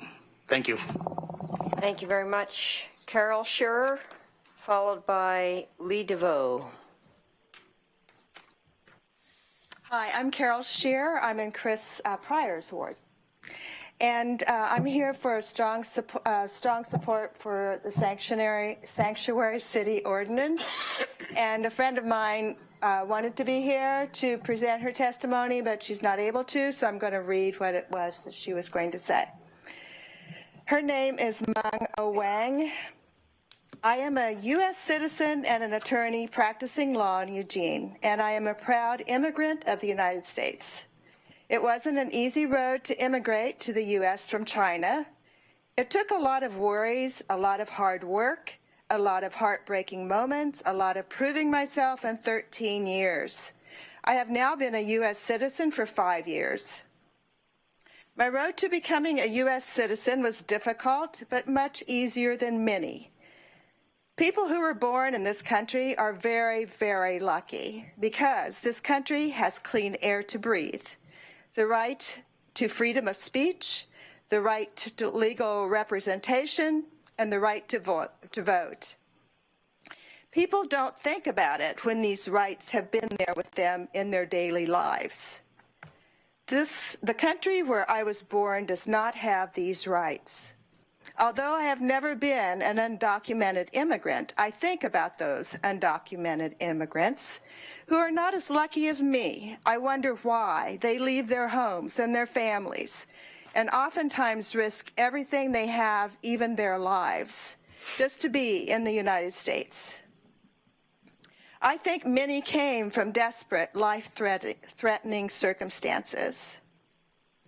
What I most want to say is we immigrants appreciate what this country is about, and as a result, we work hard to contribute to this country, whether we are documented or undocumented. Thank you. Lee DeVoe, followed by Stephen Bryan. Hi. Hi, my name is Lee DeVoe, and I live in Ward 7. And I'm here to advocate for the rights of those in our community who are unsheltered. I'm really stunned and touched by the outpour of the business community and their sentiment and concern for their livelihoods and their safety. I personally have never felt unsafe downtown. I have felt harassed and bothered, but I can't say that I felt unsafe. I think that increased law enforcement has been tried. Increased jail beds have been added, and that is not the answer. People, of course, have civil rights. They have constitutional rights. They have a right to be downtown. They have a right to free speech. You're not going to stop that. What you can do is you can start providing alternatives to people. We are lacking in shelter. We are lacking in emergency shelter. I know that the Poverty and Homeless Board has a 5-year plan, but the problem is today, as people have been telling you, we need shelter first.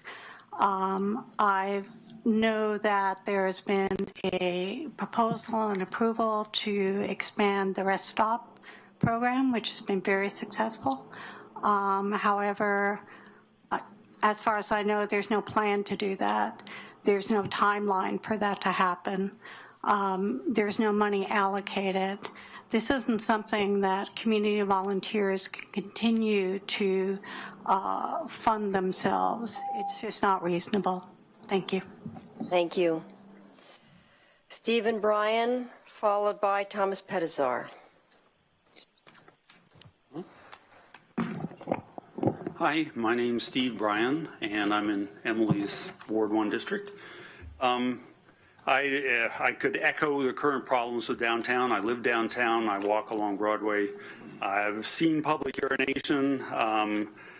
Smelled more. It's not as bad at the moment as it was in the summer, but summer is coming. It would be nice to do something about it. However, as has also been mentioned, the local homeless have been driven out of the downtown. The homeless are easy victims. It's not a real safe area. I haven't been attacked. I walk fairly quickly and don't make eye contact. And also, I'm not a woman. I think we want an urban environment that's safe, clean, and hopefully inviting to all. I think we also want to help those in need and keep them safe. I think there are different types of people on the street, people suffering an economic downturn, people having made bad choices and that complementing an economic downturn, the mentally ill, meth and other drug users and dealers, and then some who seem to be living on the street as a lifestyle. It's an interesting social network. I would propose, along with a number of other people, that Eugene work with other cities up and down the West Coast, from Bellingham to San Diego, to initiate a consistent multi-level housing response. Okay, there should be basic shelter, both safe and clean, for any person who needs it, free of weapons, drugs, violence, with private, secure spaces with bathrooms. Okay. Thank you. There's more, but thank you. Thomas Petizar, followed by Rob Rutherford. Hello, my name is Thomas Petizar, Ward 2. 4 years ago, I opened up shop in downtown Eugene, pouring every ounce of my being, not to mention my life savings, into what was just a small part of our downtown's revitalization. Shortly after opening our doors, I realized just how important it was to spend my personal time and energy looking outside of the walls of my business to do my part in making our community a better place. I've worked on a whole slew of issues, things I never thought in a million years I'd learn about and get involved in. I wouldn't trade that experience for anything in the world. However, there's one issue that has always remained a constant, that just dominates everything else in terms of time and energy spent on it, and this is the issue of safety in our downtown. The problems surrounding safety certainly haven't gone away since our downtown's revitalization. They haven't even gotten better. In fact, the situation is worse now than ever before. For the last 4 years, I've approached this issue like any other problem I'm faced with, a positive, proactive, solution-finding approach. Let's highlight all of the changes to downtown, the new businesses, the new activity and vibrancy. This will attract more positive foot traffic to the area, from which we know all sorts of good things will follow, including a safer downtown. Well, I'm here today to tell you this has not worked. I used to be so sensitive to perception. If we tell folks how it really is down here, how dangerous it is, how much crime, violence, harassment, and abuse they'll likely encounter, they'll be scared to come downtown. They'll never come down here. But you know what? The perception of a safe and inviting downtown is completely and utterly ruined. It is rock bottom. If they can help it, anyone reading the newspaper, watching the news is not coming downtown. Ask your friends and neighbors, when was the last time they came downtown? Hopefully it was last Saturday for the Women's March, but that's a unique exception. Then ask them why they don't come downtown more often, and you'll have an idea of what we're dealing with. Y'all often respond, okay, so what ideas do you have? What solutions would you like to see? Myself and so many others before and after me have spent countless hours doing this work for you, researching potential solutions, looking at other communities, coming up with creative ideas, but to no avail. It feels like you're just distracting us, keeping our wheels spinning to buy yourselves time. I've got a small business to run. I'm tired of spending time. Thank you. Thank you. Rob Rutherford, followed by Carolyn Cummings. Mayor, councilors. Name is Rob Rutherford. Currently live in Junction City. I'm a semi-retired deputy sheriff. I still continue to work for the sheriff's office on a part-time basis. Additionally, I do contract work for some Eugene area businesses, consisting mostly of commercial mowing and cleanup. One business I work for is Eugene Sand and Gravel. I mow the weeds and brush on their North Delta property. Prior to mowing, it's necessary to pick up the trash left by the illegal campers that trespass on the property. Last year, I picked up 140 cubic yards of trash. It consisted mostly of clothing, tents, camping gear, beverage containers, and about 50 or 60 chopped up bicycles. Do you pay any attention to the so-called homeless walking around Eugene pushing those shopping carts? Those carts are stolen from some retailer that cost a couple $100 a pop. Homeless are nothing new. They've always been with us. In the old world, they were the trolls living under bridges told about in scary children's storybooks. The problem now is that there are so many of them. Some of those are in the throes of alcohol and drug addiction. Many have serious mental health issues, and many just simply prefer the carefree lifestyle. Bottom line, they are degrading the quality of life for all Lane County citizens. You will not eliminate the problem by being enablers, nor is it your job to facilitate their lifestyle beyond seeing to their basic safety and security. Turning a blind eye to their criminal activity, the receiving and concealing of stolen property, trespassing, littering, and harassing the citizens of this community should not be tolerated. The homeless need to be properly monitored, counseled, treated, and when appropriate, incarcerated. If the homeless are going to live off the largesse of this community, they have a responsibility to abide. Thank you. Thank you. Carolyn Cummings, followed by Michael Dunn. Good evening. I'm Caroline Cummings, resident of Eugene. This is my third time in the last 3 months coming to testify about the need for you to address the safety issues in the downtown. You've heard me talk about being surrounded by men and their pit bulls shouting sexual vulgarities at me. You've heard me talk about how other women have these similar stories. Well, most of these women don't feel comfortable sharing their stories here in front of you and this crowd because they feel humiliated by what's happened and continues to happen to them in our downtown. I do want to share one story of a woman who is here tonight who asked me to speak on her behalf. She had an incident that happened right next to Davis. There was a group of about 5 transient men sitting on the sidewalk, and when she walked by, she was verbally sexually harassed. She was offered money to perform sexual favors to one of the men. And another one asked her, quote, "How much would it cost to eat your pussy?" As you can imagine, it made her feel extremely uncomfortable. I'm uncomfortable saying it. She's the type of person who normally ignores all the verbal harassment happening downtown so frequently she's immune to it. But she got so sick and disgusted by this, she had to go talk to her HR department. Are you okay with her story? Because I'm not. You may be thinking this is a police problem. Well, it's not. This is a community problem, and it's a slippery slope. Mayor Vinish, you were recently interviewed, and you said that you believe that our social contract is broken. I wholeheartedly agree with that. But by turning our heads and not addressing these behaviors head on is like telling these individuals it's okay to just lounge on our sidewalks and shout vulgarities at us. You're writing them a blank check for lewd and crude behavior. Are you okay with that? I now carry a weapon to protect myself, and I honestly hope I never have to use it. I'm here today to work with you, but we can't work together on this issue unless you take the first step, and that actually requires you admitting that we have a safety problem in our downtown. Thank you. Thank you. Michael Dunn, followed by Ralph McDonald. Michael Dunn? No. Ralph McDonald? There we go.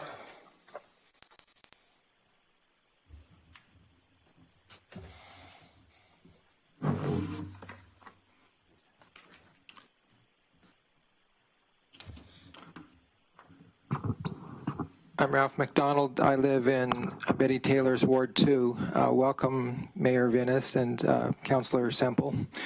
At the December Council of South Eugene Neighborhoods Vulnerable Populations Working Group, it was about 40 or 50 people present from the 4 South Eugene neighborhoods. They voted unanimously to ask the city to look at waiving or prorating the system development costs, the building fees for tiny houses. Tiny houses are generally defined as under 250 square feet, but even though the cost of such a house could be maybe $5,000, the city building fees are maybe $11,000. So those prohibit the use of tiny houses in areas of Eugene.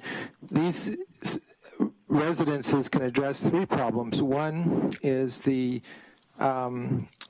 unhoused population we have, many of which can't afford larger traditional housing.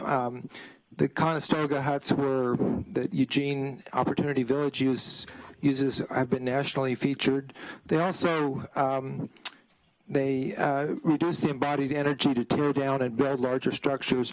Also, they leave more greenery and trees, which clean the air of South Eugene. I'd like to comment briefly on a couple of other items before the council. I strongly support the sanctuary city movement. I think we should have done this before now, but better late than never. So let's have a strong sanctuary city resolution, not one that just leaves it to the local to enforce. I also think that we need to stop the oil trains, and that stopping any train that's more than 3 minutes blocking city traffic can be one way of doing that other cities have used. Thank you. Thank you. Morgan Sleeper, followed by Kate Gessert.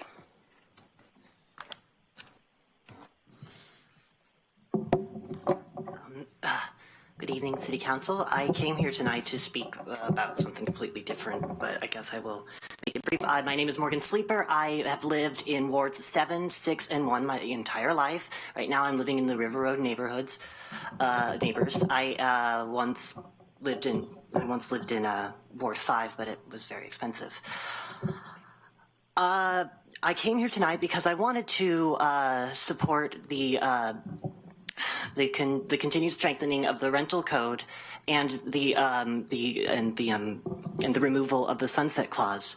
I also found myself motivated to speak about the prospect of Eugene becoming a sanctuary city, which I very heavily support. Back in November, I found myself very fearful, but one thing that could make me feel better was knowing that the town that I've lived in and called home forever was going to be a place that people could still be safe. and where people would not have to be fearful of increased law enforcement impairing their livelihood. Sorry. As I said, I once lived in Ward 1, just barely, on 8th Street. I've also lived back in the Whitaker and in the Roosevelt neighborhoods. And downtown has been a part of my life since I was a teenager, which, believe it or not, was 15 years ago. And I have to say that the homeless and the people down there have always been down there. What's new to downtown are these overpriced stores and overpriced housing, and all of a sudden they feel it's good for them to move downtown again, but they don't like what they see there. Thank you. Thank you. Kate Gessert, followed by Ariana Hernandez. Hi, I'm Kate Gessert from Eugene. Hello, everybody. There are many humanitarian reasons to enact a sanctuary city ordinance in Eugene, and we've spoken about a lot of them during recent city council meetings. Tonight, I'd like to speak about some practical reasons. During the next 4 years, if immigrants in our city have no protection from sudden deportation and Eugene loses a lot of its immigrants, who will replant the forests? Who will thin young trees? Who will fight forest fires? Who will weed and harvest food crops? Who will plant and care for nursery plants? Who will create and cook in delicious ethnic restaurants? Who will take care of ethnic food stores and other creative businesses? Who will cut vegetables and wash dishes in restaurants? Who will take care of many children and elderly people and sick people and clean many homes and work in many gardens? Who will clean office buildings and medical facilities at night? Who will build and repair buildings? Who will put new roofs on houses? It's not the good fairies who do this kind of work. Many of the people who do it are immigrants, both documented and undocumented. These people who have come from far away to make their lives with us are a vital part of our community, and they need to be protected. Without them, many parts of life that we take for granted would fall apart. There's a hilarious and thought-provoking movie that you can get from Netflix and elsewhere that I highly recommend. It's called A Day Without a Mexican, about a day in Los Angeles when all the Mexican immigrants disappear and chaos and sadness results. This is not LA. Not all immigrants are Mexicans, and people who have immigrated to the US do many other kinds of jobs too, many of them very highly skilled. But you get the idea. It's a movie worth watching and thinking about. Thank you. Thank you. Ariana Hernandez, followed by Ruth Erickson. Good evening, Mayor Venice and City Council. My name is Ariana, and I live on West 8th Avenue in Ward 1. I'm here because I'm very concerned about the real and perceived safety issues facing our downtown. I live and work in Eugene, in downtown Eugene, and even though my employer pays for my parking in a garage directly behind our building, I try to commute by foot as much as possible. However, as a young woman, I often do not feel safe walking downtown on my own. My daily experience has been negative and hostile. I've been screamed at, I've been verbally harassed, and I felt physically threatened, all while trying to get in a half-mile walk between my house and work. Just this past Friday, I came home from work to an intoxicated woman crying and yelling on my front doorstep.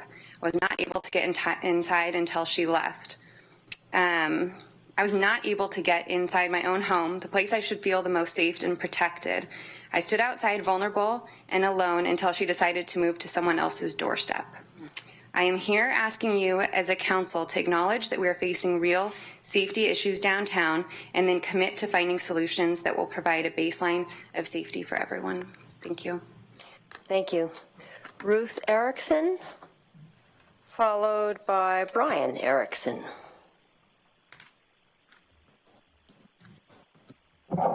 Good evening. My name is Ruth Erickson, Ward 2. I've been a citizen of Eugene for 30 years this month, and I truly love this town. I am also a medical professional who primarily works in geriatrics, and I am dismayed by what is currently happening and unfortunately has been happening for a very long time in the downtown area. Many of my patients through the years have told me that they are afraid to go downtown. They do not feel safe there. Let me repeat that. They do not feel safe there. This is not only sad, this is disgraceful. Our older adults have lived and worked here, contributed to the economy and paid taxes, volunteered their time and resources to the arts, our schools, and our social programs, and have helped create through the years the environment and the ambiance that has always made Eugene a special place. This is a segment of our city's population who have earned the right, more than any other segment really, to have a vibrant, welcoming, and safe downtown area. There really is no segment of our population that should hesitate or have concerns about visiting the central core of our city. A downtown area is a city's heart, mind, and spirit. A downtown area says a lot about its city, about its priorities, its respect for its citizens, its creativity, and its commitment to the quality of a good life. We are the 99%. And due to the reasons that I really seriously cannot fathom, we continue to allow the less than 1% to take over our downtown area. I ask you, as one of the 99%, as one of the 99%, as a taxpayer, as a strong contributor to my community, as a parent and a daughter, to please take action and do something about the downtown area. Thank you. Thank you. Brian Erickson, followed by Sarah Piccioneri. Thank you, Brian Erickson, live in Ward 2. I'd like to address the public safety issue downtown. The last 10 years has been a tremendous revitalization of downtown. There's businesses that lots of different people like to go to, the arts, restaurants, and what I see now is we might be peaking on that due to what I perceive as the public safety issue, the danger downtown. I'm not afraid to go downtown. I've traveled around the world to different places. I've lived in a couple big cities, and I'm sure that you know the feeling when you walk someplace and you kind of have to look around you a little bit just to, if it's not quite a safe place. That's how I feel downtown. So I urge you to research the issue and take action to make downtown safer. Thank you. Thank you. Sarah Piccioneri, followed by Doug Bolsky. Hi, my name is Sarah Piccioneri. I live in Ward 7. I have this thing written, but I'm not going to read it. I'm one of those burnt-out volunteers that David Strawn had just mentioned. I'm a single mom, and I have a day job. I wake up at 1 o'clock in the morning, and I go to serve the 2 a.m. to 6 a.m. shift at our Eugene warming centers. I go home before my housemate goes to work. I wake up my daughter. I get her ready for school. I take her to school. I go to my day job. Every time I do this, I'm appalled that I have to do this in order to provide a safe space for our homeless, houseless community. When I read about the $27 million that's going to the new City Hall, I started looking into the budget. So right now in our reserve funds, we have $14,735,115. That's savings for emergency situations. I think it's clear from the business community what you guys have voiced and from the people who've dedicated thousands of volunteer hours to ensure that the lives of people in our community are not sacrificed. I think that counts as an emergency. I also think that we can come up with creative ways to pull funds to integrate with other potential bonds that the city is working on. I've met with planning committee, sustainability commissioners, budget committee members. I'm trying to work on creative ways of doing that, and I'd appreciate it if the city manager would talk with me in the next week or one of the other concerned citizens. Thanks. Thank you. Doug Bolsky, followed by Brianna Bolsky.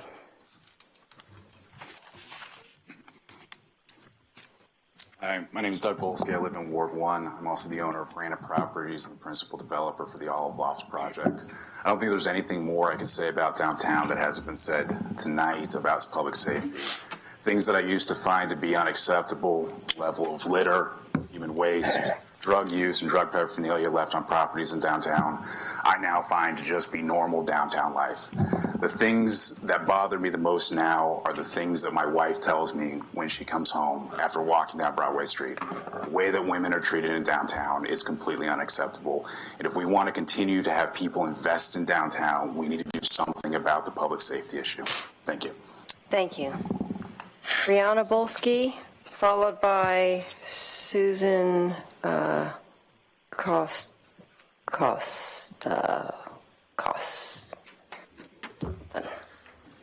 Good evening. My name is Brianna Bolsky. I live in Emily Semple's district. About a year ago, my husband and I moved to an apartment downtown. I am self-employed. In October, I moved my design studio to the Broadway Commerce Building at Broadway and Willamette. Because we live so close, I walk to work every day. I've lived in Eugene for 25 years, and I used to believe it was a liberal, progressive, and safe city. Since moving downtown, my opinion has changed. More often than not, I am sexually harassed on my walk to and from work. Oftentimes, I have to cross the street to avoid walking through groups of mostly men standing on the corners of Olive and Broadway. Countless times, I've witnessed fights break out within the groups, or their dogs fighting, or couples screaming. As a woman, it is extremely intimidating to have to walk through this. Remarks have been made about my body. I've been told what would be done to my body. I've been followed multiple times. On my walks to work, I've seen people loitering who are clearly drunk or high. I've seen money in exchange for drugs. I've seen public indecency and urination. Harassment happens less when I'm walking with my husband or a male friend. When I'm alone or when I'm with my girlfriends, we are more likely to be harassed. I have noticed if I wear a dress or look very feminine, the lewd comments are more likely to happen. I do not engage or interact, and sometimes that only makes it worse because they feel the need to be heard. I fear for my safety often. I've considered carrying a firearm, which is a pretty big deal since I'm really not into guns. All I ask is to be treated with respect and for those around me to be respectful citizens in this community. I appreciate how tolerant and accepting the citizens of Eugene are. We respect all walks of life and welcome people warmly. But to be so tolerant, we have also shown acceptance to the people who disrespect our community. We have shown tolerance for verbal assault and sexual harassment towards women. Looking the other way or not admitting there's a problem only helps to further the rape culture we live in. This is unacceptable. There must be consequences to those who do not respect this city and the people who live here. I'm asking the City Council to recognize there is a safety concern downtown and to make a plan to improve it. Thank you. Thank you. Susan, and followed by Adam Wright. My name is Susan Costa. I live in Ward 5, and I own a store in downtown Eugene. We have had ongoing safety threats since I opened my store 18 months ago. Last month, we had a $400 heavy piece of furniture stolen from outside of our door, which is a big loss for my small store. A few months before that, I had to call the Red Hats because of men smoking marijuana outside my store, and then one of them came in my store and threatened me, which was really scary. We routinely find used needles in our building bathroom, which is scary. And even worse, 3 months ago, the bank that I use was robbed, and my banker was held with a knife to his throat, which is horrific. I hope you council members can be honest that you would not like having any of those things happen to you. So I hope you will acknowledge that there is a huge safety problem downtown. Corvallis, Salem, and Bend all have safe downtowns, so I hope you will work to make our downtown safe too, please. Thank you. Adam Wright, followed by Ellen Firstner. Hi, thank you for having us. Appreciate it. My name's Adam Wright. I'm also a volunteer with the Eugene Warming Center. Live in Miss Taylor's district on our Ward 2. I'm the 10 o'clock to 6 a.m. guy over at Valley Covenant. We have, on average, 3 volunteers, 80 people some nights. Hopefully it's around 60 tonight. That's what I'm guessing. Only 50 on Christmas, but they deserve to sleep inside. It's not a big deal that we do it. It's one of the most basic commitments. If my kids asked me for something for Christmas, they wouldn't say sleeping inside because they'd presume that I would just give that to them. I love everyone in this community, probably not as much as I should, probably not as much as my kids, but it's the Christian thing to do. We love people. We take care of people that we love. We take care of people that we don't love because that's what humans do. We're human beings here. Eugene has a great reputation for being a humanistic place where people take care of each other. It doesn't cost that much. There's a plan called Housing First. It sounds a lot like a slogan. It's not sloganeering. The U.S. Council, the United States Interagency Council on Homelessness has put it together. It's been studied in Salt Lake City, which is not a liberal bastion, in New Orleans, which has had its own problems.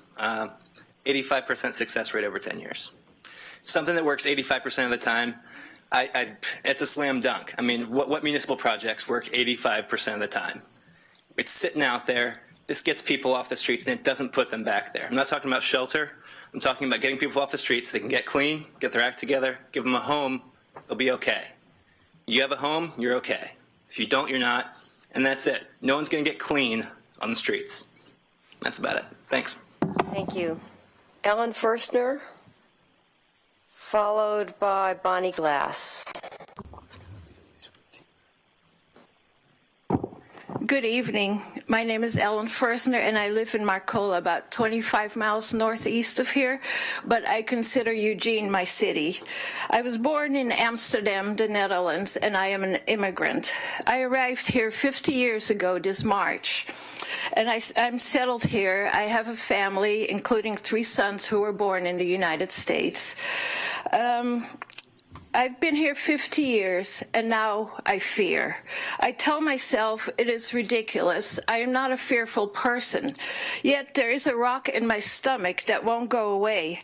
I fear for myself in this current situation we find ourselves in, but I fear more for others whose lives are truly in danger or will be. As an immigrant with all the right documents, I would like to comment about the people who do not possess these documents. I believe there are no illegal immigrants. I believe there are no illegal people. We are all children of this earth. Borders are artificial. I believe in cultures and I believe in diversity, but borders are artificial and man-made. People come here to escape hunger and violence and to have a better life. They need compassion, not exclusion. I was lucky not to have come in those circumstances, but I am a child of refugees. My father was one. I urge the city of Eugene to become a sanctuary city and open your arms to all. Thank you. Thank you. Bonnie Glass, followed by Tina Scott.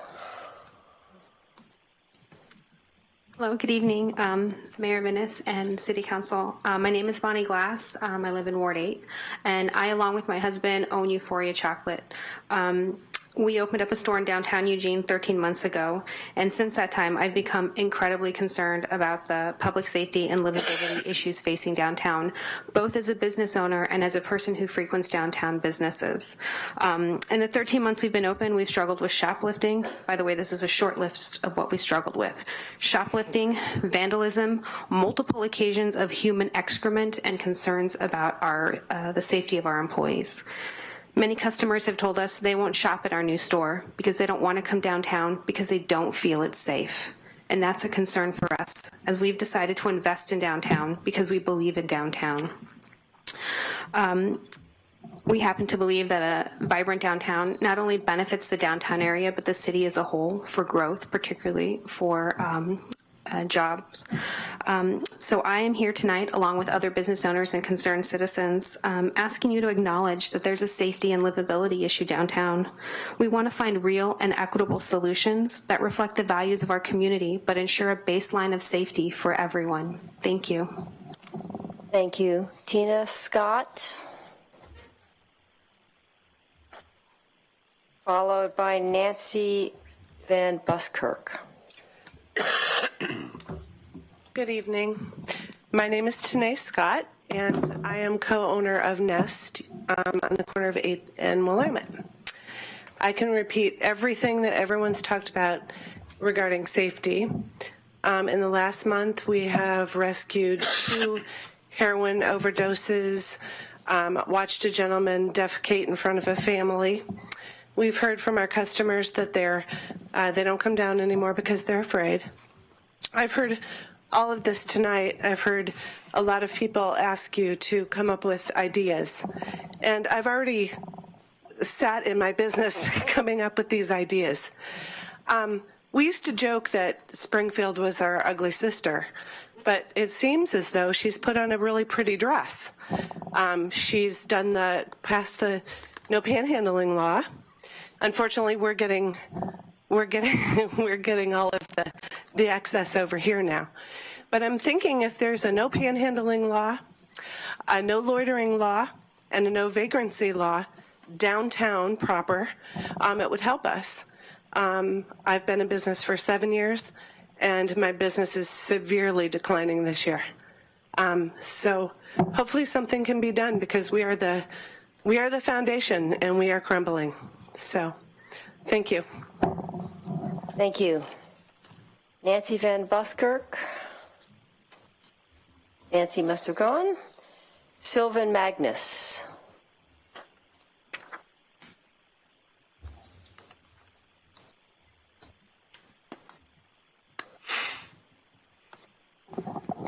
Good evening, Mayor, councilors. My name is Sylvan Magnus, and I was born and partly raised in Eugene. I currently live in Ward 1, Emily Simple's ward. I'm one of the owners of Moss Crossing, a locally owned cannabis dispensary on Friendly Street, and I'm here again to discuss the importance of implementing a 1,000-foot distance buffer in between recreational dispensaries. As you may have already noticed, there are new shops opening up all over town because there's no distance requirement currently in place. TJ's is opening where Harlequin Beads was on Willamette Street. Eugene, which is Colorado-based, is opening its second location in Eugene, also on Willamette, just 2 blocks away. Frequent Vibrations on Oak Street opened recently there from Washington. Herb Circle by McMinimans on High Street is new. Terrapin Care from Colorado is opening a shop on the park blocks. A new shop is opening on 6th, a new shop on 11th. The list goes on and on. Excuse me. Keep in mind, OLCC just started licensing rec shops a few months ago. This is just the beginning. As more investors and out-of-state interests learn that Eugene is literally the only jurisdiction in the state that doesn't care how many dispensaries there are in its community. This isn't a free market issue. We can't go to Portland, Washington, or Colorado and simply open up a shop. Those places are regulated and have distance requirements. Yet we are forced to watch as Eugene welcomes anyone and everyone to come flood our market and jeopardize the future of its local businesses that have worked so extremely hard to get where they are. Liquor stores have limitations, dispensaries should too. They are governed by the same agency. The draft ordinance is already written. Please follow suit of every other town in Oregon and make it a reality. Thank you for your time. Thank you. Chad Barzak, followed by Jessica Neely.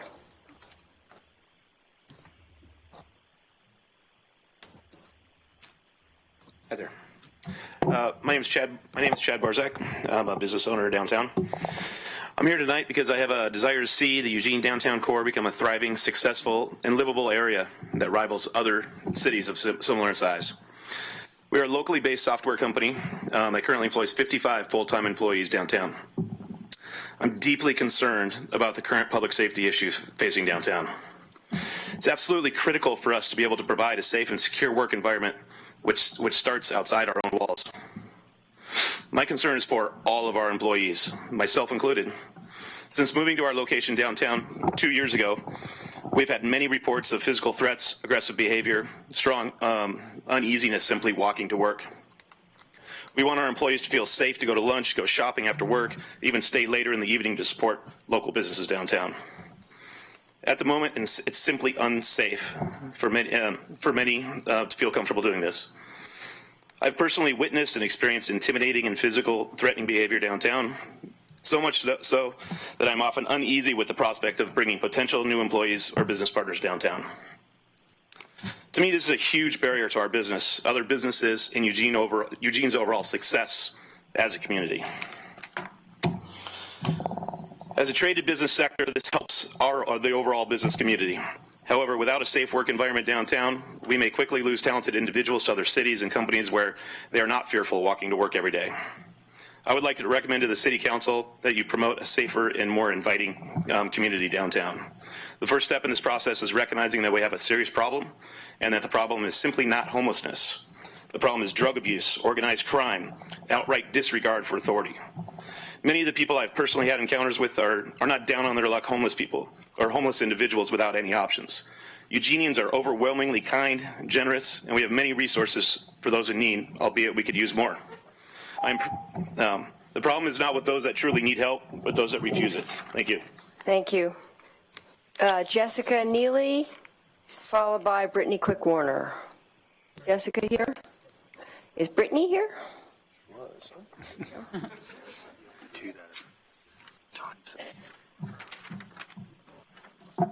Hi, good evening, Mayor Venice, City Councilors. Gosh, I love this town, and it's 9:40, and there's 70 of us here to speak our minds. How exciting.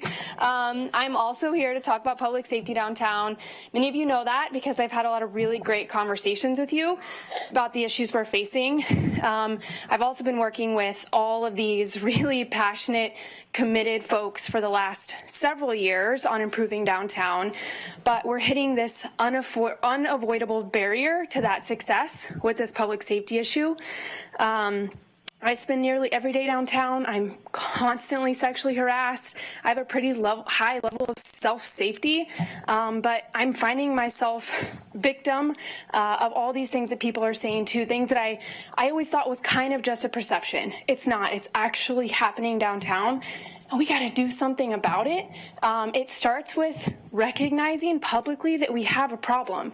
The community needs to hear you say, we have a problem with safety downtown. We admit it. We're willing to do something about it, and we're ready to do something about it. Because not only do we actually have to improve the safety, but we have to change people's perceptions, or we're not going to solve this problem. I do think that we can prioritize both homeless and the unhoused and the services for them and public safety downtown, and we're willing to get creative with it. We're not going to throw, the same tools at this problem that we have forever. The business community wants to get creative with the solutions for this, and we want to help find solutions.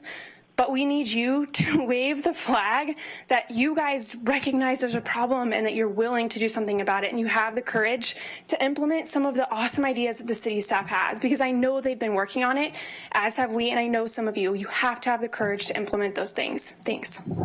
Thank you. Next is Eduardo Tapia, followed by Annie Lowe.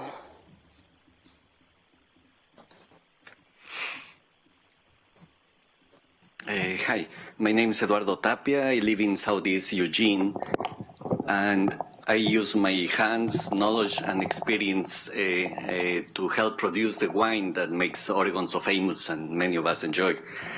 I am part of a multicultural family, and I want to express my sincere gratitude for considering the ordinance to make Eugene a more inclusive city sanctuary. When we decided over a couple of years ago to relocate to the city, the amount of salary was not our first priority. We were searching the best place to raise our children, a place to be part of a caring community. a place where we could reach our potentials while we contribute to the benefit of the people surrounding us. When we learned about this ordinance, I was greatly surprised. But when I attended the Women's March last Saturday, not only that I got a free pink hat, I got to experience and feel this community at its best. Immediately, I knew we have made a right decision, that Eugene is the place we could call home. We are not here to take a job or just earn an income. We are here to give the best of us as professionals at work, as engaged parents at our children's schools, on our own neighborhoods, and to be part of a vibrant community. We are not asking for more than what should be just a human right for everyone. Finally, I encourage you to involve your children and family on this process. They are the ones who will learn from this experience more than from your words. They will be proud to know that you did the right things, that you learned to care for your neighbors and your children's classmates. Thank you. Thank you. Annie Lowe, followed by Renee Clough. Hi, good evening, Mayor Vinnis and councilors. I'm Annie Lowe. I reside in Ward 2. Betty Taylor is our devoted councilor. So I had this long thing that I was going to read and be really thoughtful on, but everyone said what I was going to say. So I guess what I want to reiterate is that this is real. This is really happening every single day. One thing that I do want to note is today in particular, it was a longer day for me. I work downtown. Typically, on average, I'm here probably 10 hours downtown. Today is longer, but I was going to count how many times I was harassed or talked to in some, slightly inappropriate way today, and I thought it was 5, but there was this group that I went through, and that I just lost count at that point. So I really want to urge you to please listen to these business owners, the students, the residents. I mean, it's an issue, and it is different than the homeless. Huge issue that is so sensitive, and all of these things that people are talking about today, they're really serious, and I commend you, but I also, like Brittany said, please have the courage to do something. Please, we need that. Thank you. Thank you. Renee Clough, followed by Lori Bostetter. Is Renee here? No. Yes? No? No. Okay. And Lori Bostetter? Is that Renee? Okay, she's coming.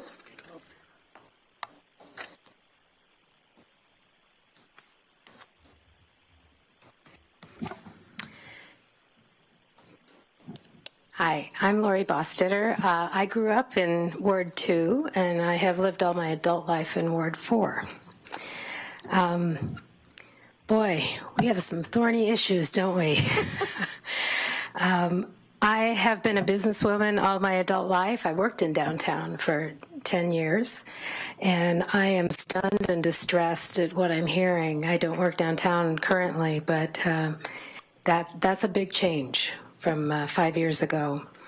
I'm also a college teacher, and I'm here to talk about the Sanctuary City ordinance. But I want to be clear that I support my fellow business people because we need a safe downtown. And I've heard 3 themes tonight, and they're all around safety, about the climate, about our downtown, and about the Sanctuary City ordinance. So I want to address that one, the Sanctuary City one.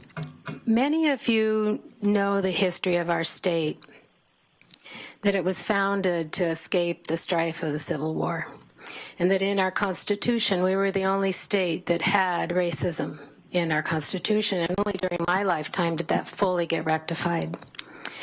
Racism was a part of Oregon. It's still a part of Oregon. It's just in a different way. KKK burned a cross on Skinner's Butte. They marched in our town in the 1910s and 20s. This history has affected me personally. I was born in Eugene. I'm a third and fourth generation Oregonian. One side of my family supported the KKK. The other side fought it and had a cross burned on their lawn. It's in my DNA. And I can tell you the side that chose fear and dehumanization of others paid as much of a cost as the one who fought it. And I hope that our city will choose the hard struggle. Thank you. Thank you. Lisa Arkin? Is Lisa here? No. Morgan Glennon. Oh, Glenn. Morgan Glenn? No? Oh, yeah, there he is. Okay, good. Hi, my name is Morgan Glenn. I'm a 26-year resident and dispensary owner in Ward 1. I'm here to ask for support for the 1,000-foot buffer renewal between dispensaries. Currently, we have dispensaries on every corner, which is bad for community relations. This is evidenced by many of the comments in the Register Guard regarding cannabis businesses. Kids are inundated and a little bit overexposed. Downtown is currently overrun by about 10 dispensaries, much to the dismay of the public and industry participants. Most people assume that the 1,000-foot rule will carry over from the Oregon Health Authority to the OLCC. This did not happen because the OLCC wants cities to determine this regulation. Liquor stores do have buffers, and we are the only city without a cannabis buffer currently. We hope that you consider the current renewal of this 1,000-foot buffer. Predictably, we are being overrun by dispensaries downtown, and we would appreciate that. On a side note, I'd like to say the lack of safety downtown has seriously affected our business and our 15 employees who do not feel safe. Thank you. Thank you. And our last person, cannabis buffer. Oh, no, Thomas McGowan. Right. That his name is not Cannabis Buffer. I'm getting a little sleepy. His name is Thomas McGowan. Mr. Buffer. That's a funny name. Hi, my name's Thomas McGowan. I'm from Eugene. And basically, Morgan said everything I wanted to say. I hope you guys would support the 1,000-foot rule so business can flourish and there's not a dispensary on every corner in Eugene. That's all. Thank you. Thank you. And that ends, that ends the public forum. So I have George polling first, and Alan in the queue, and then Mike and Greg and Chris. Okay, got it. I'll try to make this as short as possible. The 1,000-foot rule, I had a discussion with the city manager at my last one-on-one meeting. I was contacted by Ethan Nelson today, and my understanding is possibly Councilor Semple was going to put out a work session poll. I was willing to do that, just try to get that out as soon as possible. Homeless issue, somebody wanted to know how much time I've spent since the last time they spoke. Probably as much, if not the same amount of time as all the other issues I've dealt with. The only problem is most of the time that I've spent dealing on the homeless issues has been from complaints from people about illegal activity by the homeless people, squatting in foreclosed homes by the homeless people, and it's not just from people from my ward, it's from people from all over the city. In reference to the downtown, Assistant City Manager, do we have a task force working on that at this time? On which item? I'm sorry, I was looking at the downtown. That's our public safety. Yes. Public safety. Yeah, we have the city of Eugene, the executive team has a good portion of it on a downtown policy team that's been working with a subgroup of the stakeholders of downtown. We have another meeting with the larger stakeholder group on Monday. I know the city manager and police chief have met a couple of times with them as well. So we've been actively working on that. As you recall, we came to council, I can't remember the date in the fall, but we came forward with a long list of all the items that we would be moving forward, and we're attempted to get direction on 3 of those items around a dog licensing ordinance, the downtown smoking health issue, the park shelter issue, and some of those we're moving forward on, and others you asked for more information on, so we have plans to bring all of that back. Very good. I'll be the first to admit that, yes, there is a problem downtown. My wife has worked downtown since early 90s up until December of 2015. She retired. I was concerned about her safety every morning and every evening when she came to work and came home from work. There is a problem downtown, and it does need to be addressed. It needs to be addressed now. It's getting completely out of hand. It's been out of hand for a long time. It's absolutely disgusting what goes on downtown. And I apologize to all the people that came up here and spoke as I will call them as victims of what's going on downtown. And I just want to again express my appreciation for the business owners that are willing to stick it out in the downtown area as long as they have, and bear with us, we will address this issue. And I move to postpone all the action items, all 5 of them that we had tonight, 6 of them, until Wednesday's work session.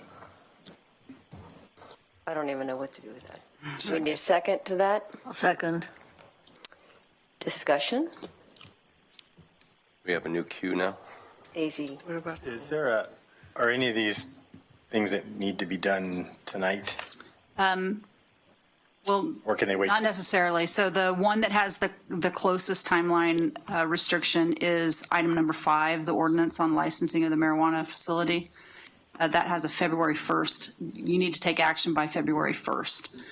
Some of the other ones are less time sensitive, but still need to happen pretty soon. So staff here all night. But yeah, if you think you can take up at a minimum 4 and 5. both the licensing of the marijuana facility and the rental housing code and provide action on those on Wednesday, that should be fine. It just means everything else moves back a little bit. Okay. We're ready to pull an all-nighter. So you're ready to pull an all-nighter. Also, did you move the consent agenda as well to Wednesday? Yes. Okay, so what we're moving on is that we will, I'm lost. So he moved to postpone everything until Wednesday. And so are we ready to vote on that? I would just like to make one comment, please. I thought that was, oh, right, we haven't had a discussion. All right, so Councilor Zelenka. I'm done. The reason why I'm doing that is, and I apologize to anybody that's here on the action item involving the Furtick property and also the marijuana facility, but we have a standing procedure that we don't go past 10 o'clock unless we've started something, because after a certain amount of time, we get a little rummy up here. I do appreciate the fact that the people have come forward to make their comments. It's just that with 72 people speaking, we have city business that we need to take care of, and we need to take care of it with a clear mind. And after listening to all of these people speak, and I appreciate all the topics that were spoken on, I do not want to take any action on any items that we could have done at the very start of the meeting. We could have either done it by a motion, or the mayor could have rearranged the agenda to take up the action items first. I would rather do it Wednesday at a meeting when we've had time to kind of refresh ourselves. Thank you. Okay, Councilor Zelenka? You have Councilor Taylor. You have Mike. Oh, that's a different queue. Oh, that's a different queue. Sorry. New queue is. I've got a new queue. Yeah, there's a new queue. Chris and Betty. Chris and Betty. Okay, Chris? I want to be on the old queue. Excellent. All right. Me and then Betty. Emily wants to be in the queue from the first round. I got that. What I would recommend as a friendly amendment to Councilor Polling's motion would be move all those items to Wednesday and extend the Wednesday meeting until 2 o'clock. Because I don't know if we can take care of everything in that amount of time. I'll second that. Was that a friendly? I thought you said that was a friendly. If you'll take it as a friendly, otherwise it'll be a motion to amend. And it's already got a second, so I recommend you take it. We've got a meeting immediately following that, so no, I won't accept that as Yeah, we do. We have IGR. IGR? I'll withdraw. Okay. Betty? Thank you. I did second the motion because it is late, but I think maybe some of these things should be done. I want to know, how about the rental housing code? Is that Isn't that getting rather urgent? Motion for that. The code is set to sunset on March 1st, so you just need to take action, I think, prior to that date. Right, and so with the 30-day effective date, if you, Nothing's time sensitive. so if you, with Save a the Feb one. postponement to a time certain of Wednesday, we will be fine with all of the agenda items. All right. Okay. So now, are we back to the original motion? No. No. Well, yeah. Yes. The motion, which is a vote on. Which is a motion to put everything off until Wednesday. Is there any more discussion on that motion? I have that cue. So I have Councilor Zelenka, Councilor Clark. No, that's the other one. That's the other one. That's the original one. On the council. Let me go back to Comments. Okay, good. The public. All those in favor? What? Postpone until Wednesday. Postpone the Okay, it agenda looks till Wednesday. universal. There it is. Seven. Motion carried. Mayor, I vote yes as well. Thank you, Claire. Claire's here too. Excellent. But you can All go right. back to this. Now we go back to the other one, and it's Mike's turn. Now we go back to the public forum. Okay. And it's Mike's So turn. now it's Mike's turn. No, it's my turn. No, it's Alan's turn. No, I was after George in the queue on the. Okay, I'm you can sorry. go. Go ahead. Whatever. I'm glad to see that there are still at least 1, 2, 3, 4, 5, 6 downtown business owners that are still here. That's cool. Usually, a lot of times when you get that commentary, folks talk and then they leave. I'm glad to see you still here. I've served on the council for 10 years. One of the first things I did, and 4 of my colleagues at the table here will vouch for me, was scream and yell and pound on the table about how awful downtown public safety was for the first year and a half I was here. It made me sick to my stomach. For 14 years, I had an office for my small business downtown. And for the last 6 years of that, I was at 8th and Willamette, upstairs in the Tiffany building on the second mezzanine floor there. So I watched everything that happened downtown at very close range for a very long time. Didn't let my kids come down most of the time when they were small. Now, I made a lot of efforts at this, and I frankly made some people cranky with some of the motions that I made to try and fix this, but I learned a lot in the process of working with the police officers down there. And one of the things is that we don't have an adequate jail. And as a result, we cannot hold people accountable who do the things you're talking about. I haven't heard anything that rises to the level that we can hold people accountable in the Lane County Jail. I've heard harassment, intimidation, menacing. I've heard several things. None of those will be held in the Lane County Jail for longer than an hour, and they'll be back on the street again. None. No matter what you do, no matter how you deal with this and how many police officers you put on the street, this will not stop until you're serious about enforcement, and it requires one of two things. Enough jail beds like the city of Springfield did to have a municipal jail to hold people who commit minor offenses for longer than an hour, or to have some manner of separating people who are intent on being violent with or confrontational with one another. I've heard 3 women tonight tell me that they're thinking about carrying weapons downtown. When I brought this up before and first passed the exclusion ordinance, it was because people were carrying weapons downtown. I knew 2 business owners who had guns under their desks. If we removed the exclusion ordinance because this council, out of response to so many people who are not willing to separate people intending to do violence to one another with a civil remedy, and if we're not willing to be serious about enforcement, we can't fix this problem. So there's a decision that needs to be made. We either need to have more jail space or we need to be more serious about enforcement. That's my opinion. Thank you. Greg, Councilor Evans. No. I thought it was Councilor Zelenka Well, before me. sorry, Councilor Zelenka. I'm glad people stuck it out to this wee hours. I do believe downtown safety is indeed a significant issue. And we've heard what you've said and heard your horrible and scary and disgusting stories. I've experienced it myself. And I know many people don't feel safe downtown, especially women. And this isn't a liberal or conservative issue. And we will work to make downtown safer. But there's no silver bullet here. It's not easy. There are many people with mental illness and addiction problems, and we have scant resources to deal with either. There are important civil rights issues here. There's budgetary issues, but we are working on it, as the assistant city manager said, and I, for one, am committed to working on solutions.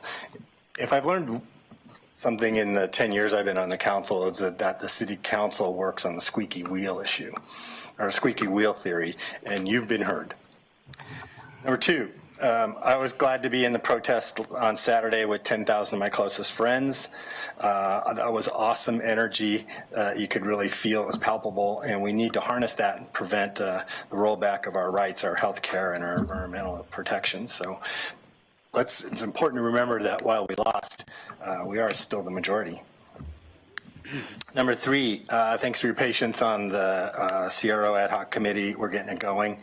And number four, heads up to counselors. I am going to propose a resolution that I intend to introduce in support of Civic Alliance's request for $6 million of state lottery bond proceeds to help them fund the new multi-use sports facility and that would be in place of Old Civic Stadium. So that's coming at you soon. Councilor Evans. Thank you, Mayor. And thanks all 74 of you for coming out and testifying tonight. I kept count, Councilor Poling. Two things. One is that I issued a work session poll to address downtown public safety issues, and I was notified by staff earlier this evening that poll has been affirmed. So we will be scheduling a work session coming up on downtown public safety issues, as well as neighborhood public safety issues. In addition to what's going on downtown, and a lot of people testified about downtown tonight, there are other issues that are pushing, the same issues are pushing out into the neighborhoods, specifically in the Whitaker and other adjoining neighborhoods downtown. So as the problem you see is concentrated here in downtown, the problem is spreading. So we have to develop a comprehensive strategy that is going to include strategies that deal with directly the behavior that is going on, those behaviors that are just below the line of felonious behavior and the harassing behaviors, but we also need to deal with the other issues that are surrounding them as well. So I know that we're going to be moving forward with some kind of strategy and developing specific remedies to address these issues. That's one. The second thing I want to do is to acknowledge once again the passing of Andrea Ortiz on Monday, former city councilor, and didn't serve with Andrea. I worked with Andrea on a number of issues for a number of years, but also to acknowledge the passing of Dr. Ed Coleman on Friday. He was a friend, mentor, longtime University of Oregon professor, an icon in this community, and I just want to make sure that we recognize and acknowledge the contributions of Ed and his widow, now Charmaine, and their two children to this community, because a lot of us, as a matter of fact, I wouldn't be sitting up here or have stayed in this community as long as I have for the past 30 years without the help, advice, and support of Ed Coleman. So, a fond farewell to the Godfather. Councilor Pryor. Thank you. I appreciate everyone coming out. First on Yapoa Terrace, those folks have already left, but Yapoa Terrace is definitely on the radar screen of the City of Eugene. The Housing Policy Board has talked about it, and Stephanie Jennings, who is in charge of that area, has already talked with me several times about that particular issue. And so we are very aware of what HUD requirements are, and we'll definitely be working on that.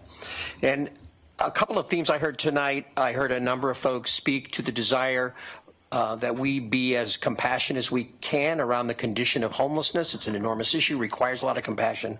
And I've heard a lot of other people say that we need to be diligent in our control of inappropriate and unacceptable and even illegal behavior.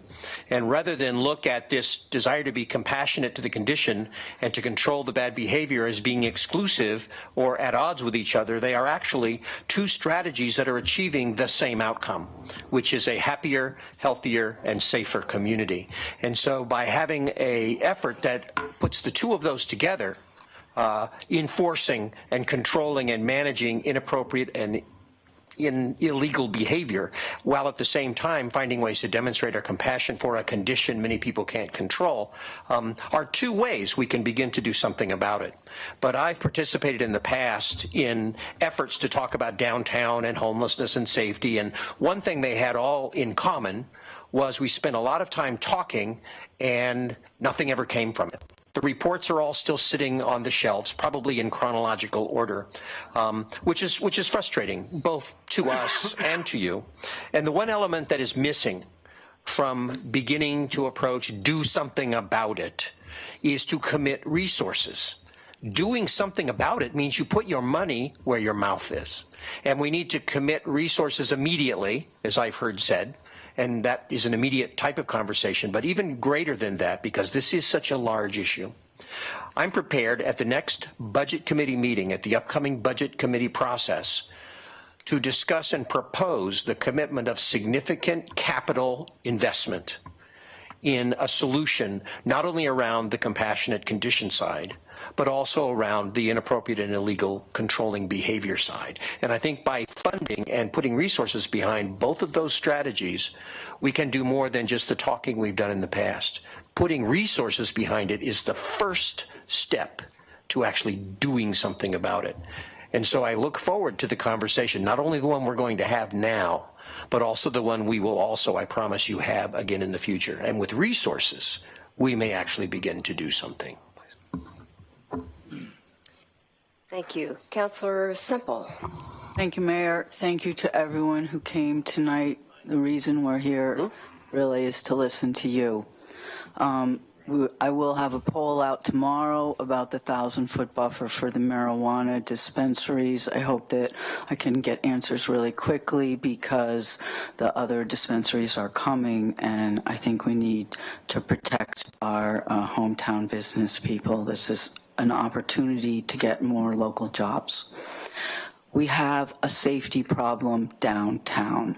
I have lived downtown for 30 years. I walk down Broadway every day. I have to walk down Broadway tonight to get home. I have watched this get worse and worse. I got onto council because I was advocating for the homeless. I still am. But our hometown homeless without a place are not the same as our visiting whatevers. And I don't know what to do about it. We need a shelter. We need shelter first. But the criminals on the corners have gotten outrageous. It's my neighborhood. I still walk through, but it's scary, and I totally understand why nobody else wants to come. We have to get downtown back for everyone. I don't have a lot of ideas. So everybody who's been here tonight and said you have an idea, please email it to me. We need money, we need time, we need support, but we need the ideas. Thank you. Councilor Clark. Thank you, Mayor. I was happy to hear Councilor Pryor mention his willingness to invest in some larger scale solutions. I think that's wonderful, so am I. And I was really happy to see Greg's poll and voted for that, Councillor Evans' poll on downtown public safety. So we're going to start the conversation on this again. I would say that for my colleagues to know, I think it's important with both of the issues you mentioned. I mentioned to Councillor Syret the other day that I've come to a place where I'm willing to discuss what it means to do a capital investment for a public shelter. I'm willing to have that conversation. I think that's a reasonable idea. But I would ask, too, that we consider the idea that while the county is planning to build a brand new courthouse on what was once the City Hall block, a part of their planning is a holding facility that they're going to need for the courthouse they're building there and for the courthouses. And I think as we're selling them the land to build it on, one of the things we might be in a position to get a pretty good deal on is at least a small scale municipal jail, much like Springfield's. I ran the political campaign with a couple other folks for the Springfield's Justice Center when it was built. And I can go on for hours about the value to the city that building that facility was. It wasn't inexpensive, but the value to public safety in Springfield was significant. I would suggest that at least some degree of a small percentage comparatively municipal capability that we're in a position to make a deal to get really inexpensively might be a reasonable plan at this point. So I thought I would mention that. Thank you. I want to thank you all for coming, for expressing your opinions with such passion, and I think it's time for us to close this meeting and go home and get some rest. So thank you all very much. The capital cost, Mike, is the operating cost.